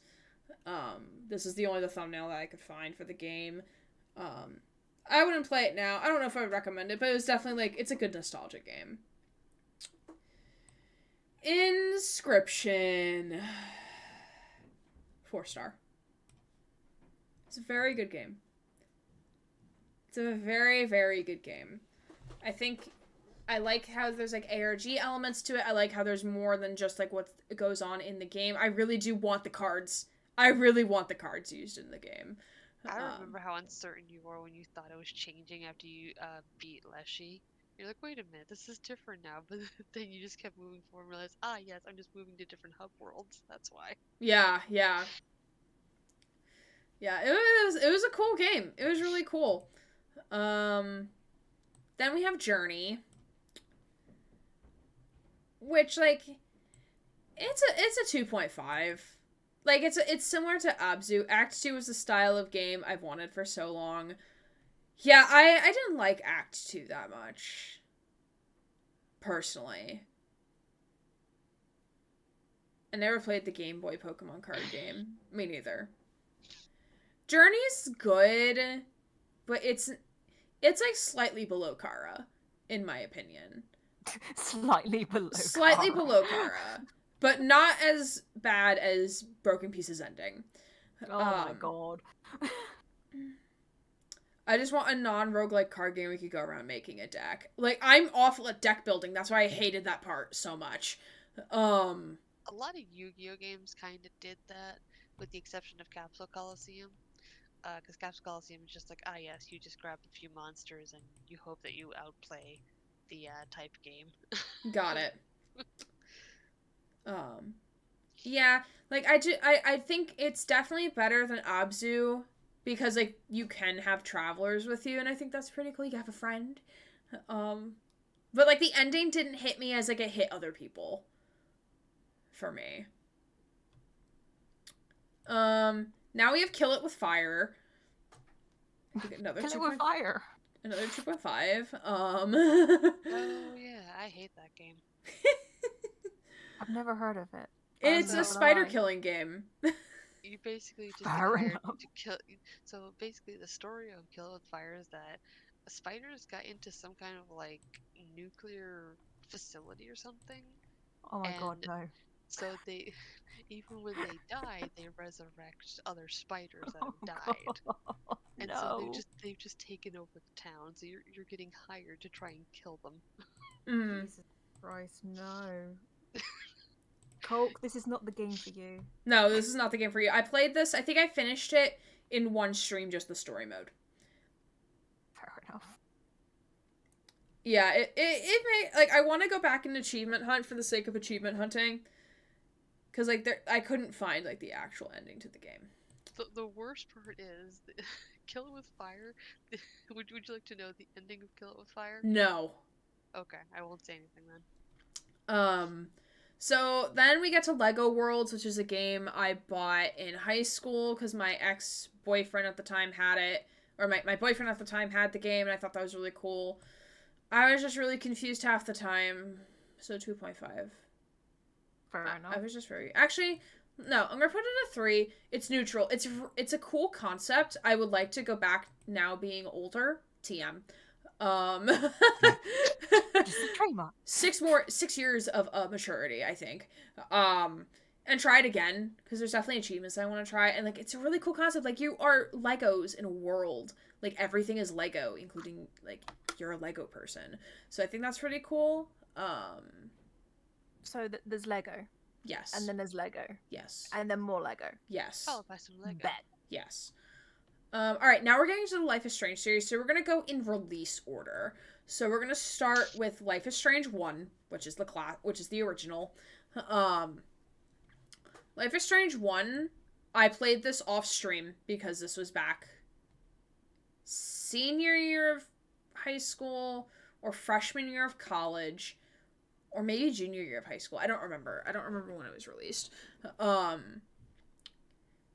Definitely, like, I really enjoyed this game. I liked how there was 2 endings. The only downside of it, excluding graphics, because, like, they had, like, a very specific graphical style with the game. And, of course, like, age of the game, it's older now. And I know they did a remaster, but I didn't buy it, because, like, I already have the game, so why do I need to buy a remaster for it? Especially if they're not adding anything. OMG, Susie and Marion VC? Yeah, because they're helping me tier list shit. Hey, Bailey, welcome on in. Bailey. The only thing I really disliked when I remember playing this for the first time was that none of your choices mattered in the end. No, it really in the doesn't grand matter. scheme of things, when you make the final choice, none of your prior choices impacted the ending. No. That was my only gripe with the game. I haven't played it in years. I know I want to go back and achievement hunt in it. I know I keep saying that, like, almost like every game here. But, like, Life is Strange, like, I really liked how, like, Max had of course, like, some of it was, like, plot convenience when she couldn't use her ability. But, like, there was a limit to how much she can do with her power. Yeah. And, like, I like that she was, like, a photographer. And I liked the villain. I'm Oh like my God. I'm being a little vague here just in case if anyone hasn't played it who wants to play it. I've been doing poorly on like spoiling things versus not spoiling things for games, but yeah, I really really enjoyed it. I really did. And it's the original, and the original I think most of the time will usually be the best game. Usually, I mean, look at Danganronpa 2 is higher than Danganronpa 1, but still, I love when my choices don't matter. It means I can't stress myself not trying to check I haven't missed anything. I mean, hey, that's Detroit, but that's the whole purpose of Detroit.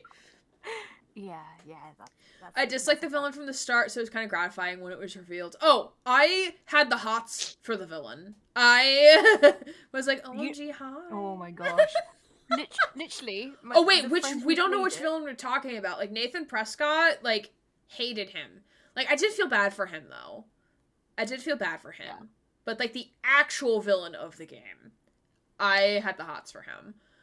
I remember the friend that was playing it, and because we did it as a great big watch party. This is when I was back with the original squad that I became Susan Nose in. And he played it, and he was like, I don't like that person. He's they're sus, you know, that sort of thing. And then it got to the big reveal, and it was like, oh, I've been saying it from the start. I'm usually very awful at telling like who's gonna be the bads. Like, just look at Danganronpa. I could never figure out who the fucking mastermind was. I was just kind of incompetent. It's fine. Anyway, moving on. The next game that came out was Life is Strange Before the Storm.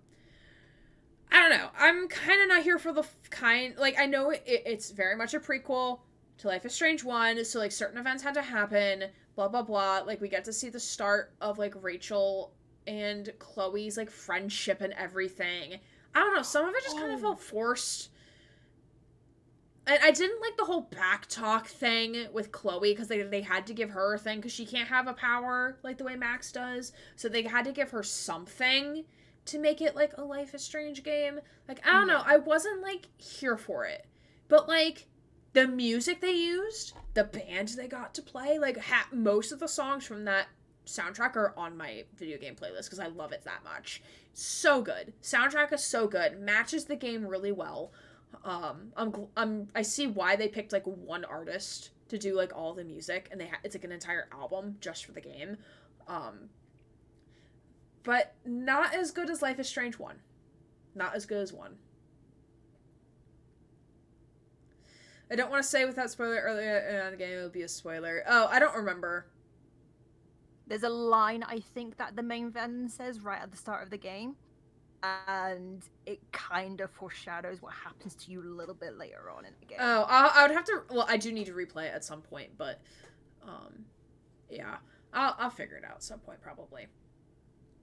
Okay. I think that's what we're on about. Then the next game in the series is Life is Strange 2.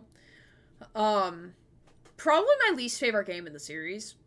Cause like the younger brother is the one who has the power. We play the older brother. The younger brother basically has no consequences for his power. Like there's no like physical limitations that he has, which just doesn't make sense to me. Like even 11 from Stranger Things has like physical limitations for her power. And like people have said like, oh, his limitation, his consequence is learning that his actions have consequences. Like, no, that's not good enough. He needs physical limitations. Like, he needs to, like Max, he needs to get the nosebleeds. He needs to be, like, physically unable to do his power at some point. Like, it just can't continue to be good. And, like, that's what made me really dislike it. And, like, I still have not seen what the other ending is. I just never got around to it because, like, I just didn't care enough. Like, when I played Life is Strange 1, Alchemic Menace, hey! Can we get a shout out for Alchemic Menace? How are you? I'm here with two of my mods, Susie and Mary. We are currently tier listing all of the games I've ever played, and just having like a small discussion. We're trying not to take forever because it's already like 10:23 at night. Well, 3:23 a.m. if you're Susie. But I appreciate you being here. What were you doing on your last Just Chatting stream? I hope you've been well. Thanks for stopping by. It's so good to see you. See, I can do that, but not the / shout out. Okay. Twitch Mobile, what the hell? Twitch mobile strikes again. It Cock does. run! Cock run! Coke, you don't want to be around. Okay, I can I ban got the you. shout out. You're good. It's when I'm in game, so like, I can't tab out to do this. Oh, dear. So yeah, that's where I am with Life is Strange 2. It was my least favorite game in the series. Okay. Oh, where'd the other one go? There's more? Yeah, there's more. There's Life is Strange True Colors, but there's also The Awesome Adventures of Captain Spirit is like a free game that is supposed to chronologically come before Life is Strange 2. Okay. I think for a free game that's supposed to like show like a little snippet of what's going to happen in Life is Strange 2 is pretty good. Like I'll give that a 3.5 out of 5. Yeah, watch your head, Cole. Susie's Bandhammer has a long reach. I'm off for 3 days, so you have my attention. Oh, no problem, friend. I don't know how much longer we'll stay awake for. Because we still have a considerable amount of games to go through. I see Tomodachi life. But we'll see. But yeah, Captain Spirit was a fun game to play. And it was free. It was free from the studio, so like it was still a good game. And then finally we have Life is Strange True Colors, which is definitely a 4 for me out of 5. Not as good as the first game, because I don't think like as of right now, I don't think anything will surpass the first game, because it's the original game. Ooh, did I see Mirror's Edge down there? Yes, you did. We'll be getting there soon. We're doing these in chronological order, so we have not gotten to Watch Dogs yet. Or any of the Pokemon games. And there's a lot of them. But Life is Strange True Colors, I really like the main character. I really like the story. It's just... Uh-oh. Ryan, yes. Oh Lord, I was in a match of Fall Guys when you guys were saying to run for a second. I was like, what, can you see me? Oh, Coke, no. Run, Coke, run! Run, Coke, she's got the band hammer ready. It's got a wide swing. It's got a wide swing. Wide radius. Okay, now I have Mario Kart here. It's just to Mario Kart as a series and not necessarily just Mario Kart 7, because that's the only thumbnail I could find. Did I play the original Mario Kart? Or I have Mario Kart 8 Deluxe something. I don't know. I have one for the Switch, I think. I don't remember. Moo Meadows. I don't remember. That's all I'm gonna say. Moo Meadows, and we're gonna move on from that conversation. Grey nose. Grey nose. I think I do. And I don't remember. If Dust is still here, he also knows. For me, it's a 3.5. Like, it's definitely, like, I've played Dirt Rally before, Mario Kart, the quickest way to lose all your friends. Yep. Yeah. Why red Literally. and green shells? Why a blue shell? Especially with the new update to Mario Kart 8 Deluxe, where you can actually choose what items you want in the races. Oh, interesting. Yes. So we did Baby Park, 200cc, blue shells, and bullet bills. Oh, love that. That was fun. Dear God. There was just explosions everywhere. Oh, it was so much fun. Oh my goodness. But it's a 3.5 out of 5 for me. Playing it on the DS in comparison to playing it with the Switch controllers, DS just hits different. It does. It really DS does. just hits different. Someday I'm going to find 2 doors, one is death and the other life, and they'll be colored red and green, and I'll be screwed. Oh no. Oh, because you're colorblind. Oh no. Oh no. Oh no, Zen. That's horrible. Alright, next is Minecraft. For the record, I play Minecraft modded. I have like 30 plus mods. Granted, that might be considerably low for people who play modded Minecraft. It's a 4 out of 5 for me, for the sake of I unfortunately do not have the brain capacity to sit and play Minecraft anymore. Minecraft's one of those games where I will play and I'll play and I'll play and then I'll never touch it for like Actually, I'm 3 gonna move it months. to 4.5 because I like how like the modding just add like a new experience to the game. But I am don't have perpetually that stuck leisure. in 1.12 because of my mods, and I don't know if they'll be updated. And I haven't checked to see if they're updated. Oh, But I have like a whole expanded world in there. I've lost like 3 really great maps because of like PC issues, and they just never saved the game files. So they would get lost forever because it's not in documents, so they don't save it. But not a 5 out of 5 because like it's not like they're. I don't know, like there is. it's flaws with great. Minecraft. It's just not a 5 out of 5 for me. My issue with Minecraft is that I have so many builds I want to do, but my friends never want to play on creative, and fuck trying to make extravagant builds on fucking survival. Yeah, You when I can't collect all yeah. the resources. It's so painful.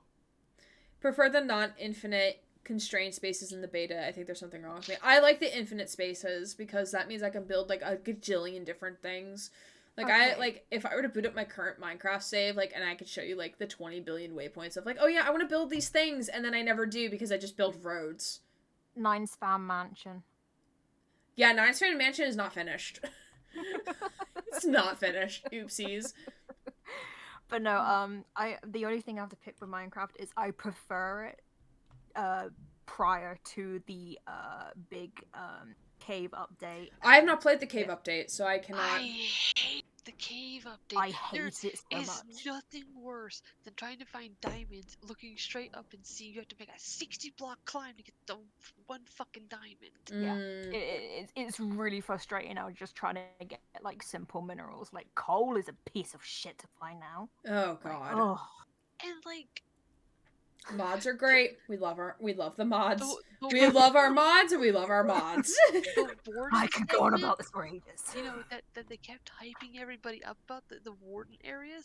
You can never fucking find them.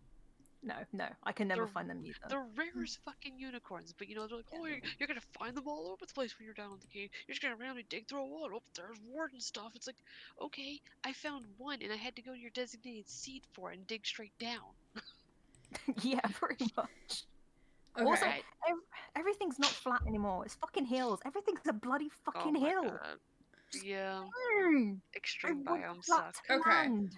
Moving on. For the sake of it is 10:30 at night. And my voice is starting to go. And I'm afraid that if we don't finish this tonight, we're gonna lose all of this progress. Fair enough. AVP at 2.5? No! You'll have to go back on the VOD. I would explain why now, but like I need to save my voice.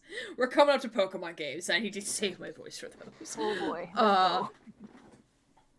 Mini Motorways, very cute, very fun. It is a good. You'll be streaming this list until Christmas. I mean, we're getting there.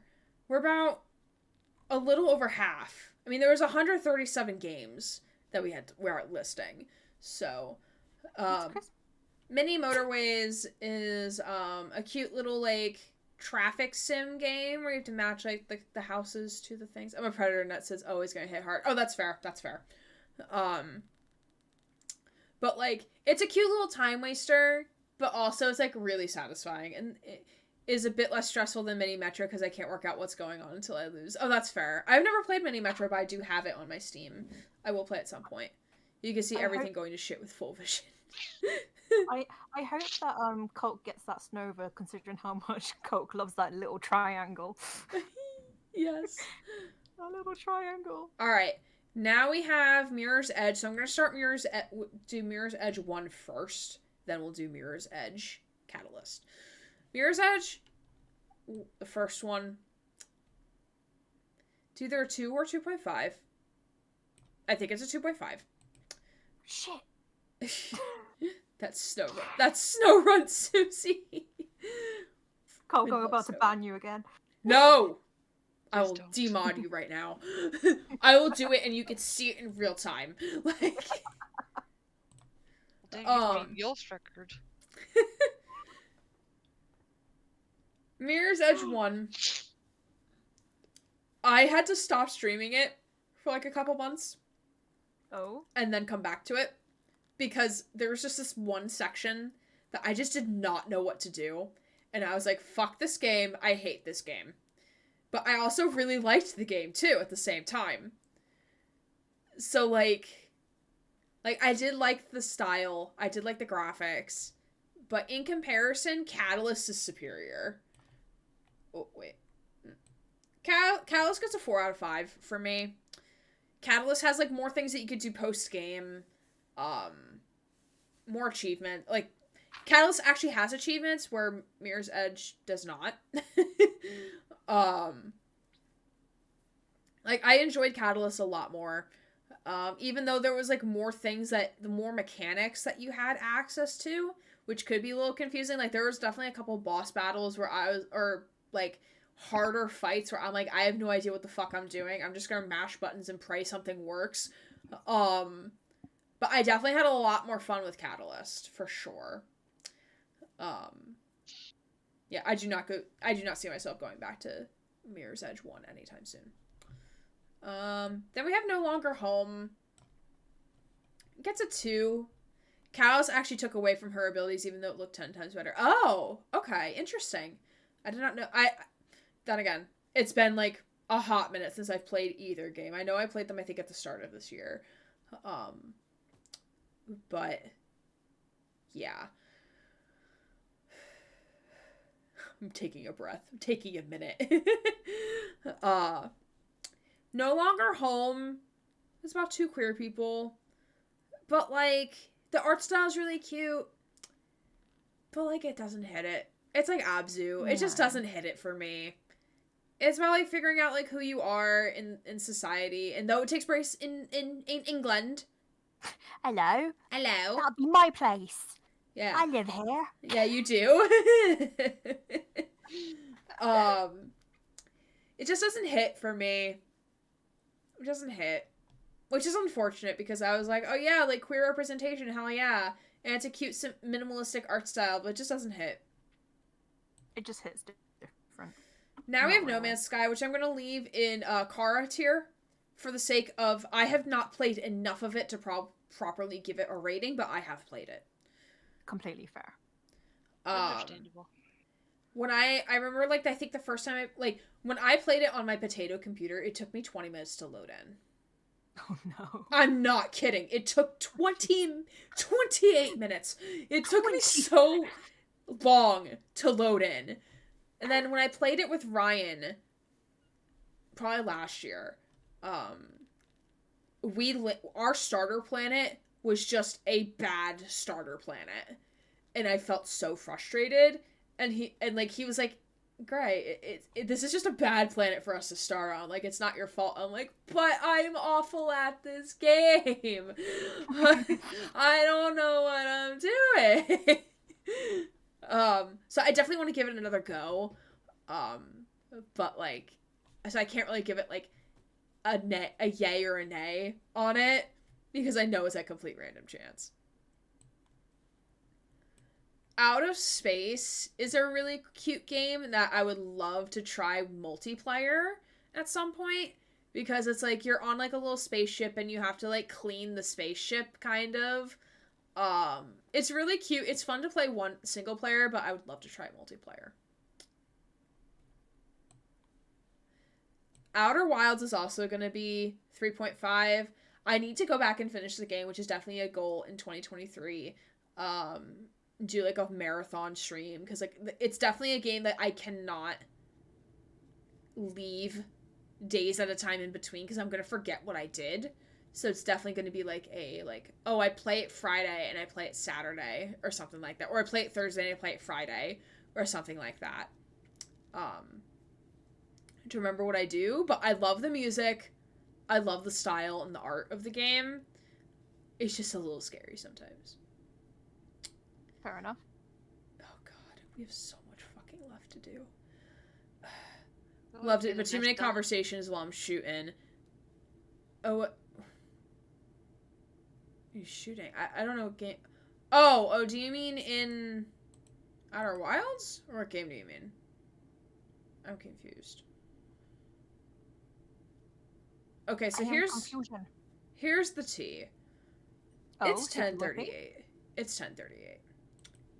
I'm tired. My voice is tired. Oh, you mean Outer Worlds. I mean Outer Wilds. Outer Worlds is a game I do have and I do want to play at some point. Well, I'm talking about Outer Wilds. I understand. I know where you're going. I know where you're coming from, though. Alchemic. So here's what I'm going to do. I'm going to take a screenshot of this. Then I'm going to put it in mod stuff. Just in case. If I lose all of this. Because I'm going to save it. And let me switch over to tea time. Let me switch that off. I think we're going to call it a night here. For the sake of it is getting late. And I like to keep a sleep schedule. That's fair. And we will have to finish this another time. I don't know when because I already set a stream schedule for this week. Yeah, that's my mix-up. No, you're good. You're all good. Unlurk, hey, welcome back. We're gonna be done now. For the sake of Gray's voice is tired, and like I just don't want to be speed running these games with y'all not being able to comment on things, because that's like the whole purpose of why you're here is to help me commentate on shit. Yeah. Especially with Pokemon's coming up as well. Oh god. Yeah, especially with the Pokemon games coming up.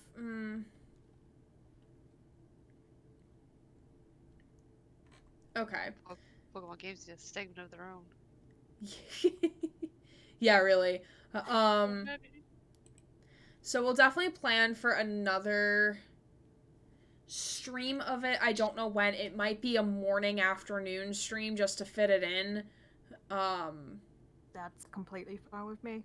You know me, I do. I know, depending on Mary, if Mary's available and whatnot. But we can sort that out later. We don't have to sort that out right now.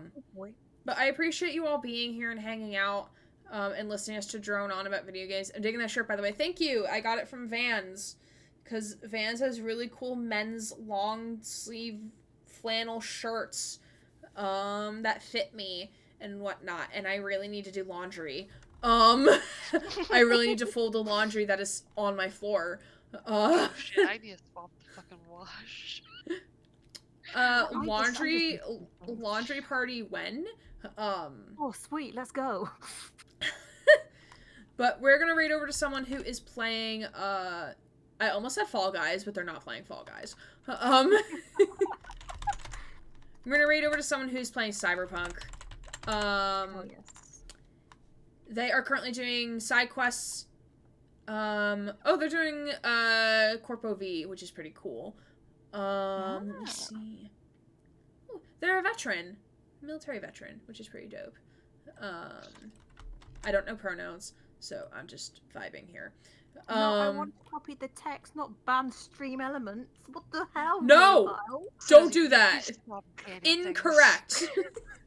I am not touching anything now. Yeah, just do commands in chat and then cheer bits and other things like that. Everything you touch gets banned. Stop. Everything Susie touches gets destroyed. But I appreciate you all. My laptop. I appreciate you all hanging out, Susie and Mary. Thank you for joining me. We love our mods. Hello. We love our mods. And Yolfador and Adrian as well. We love our mods. I suppose. Nah, we love it. We're gonna raid over to Velmesh, who is playing Cyberpunk. I do not know where they are in the game story-wise. They're doing a lot of side questing, so please be mindful of game spoilers.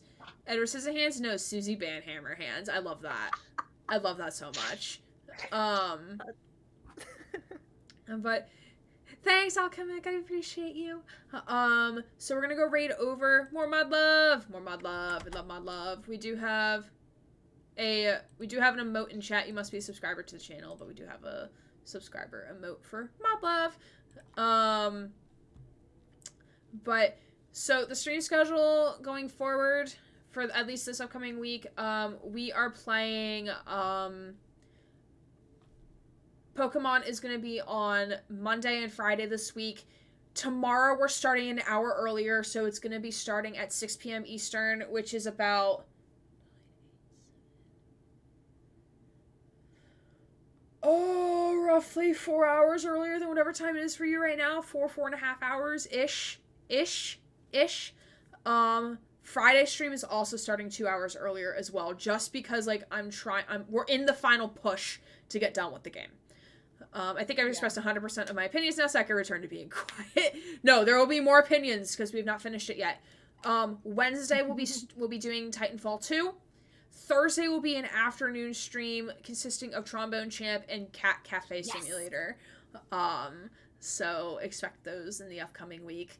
And then there will be a short break for Christmas, and then we'll be back. But thanks you all for hanging out with me tonight. I really appreciate it. My name is Aaron Gray, queer variety Twitch streamer, signing off.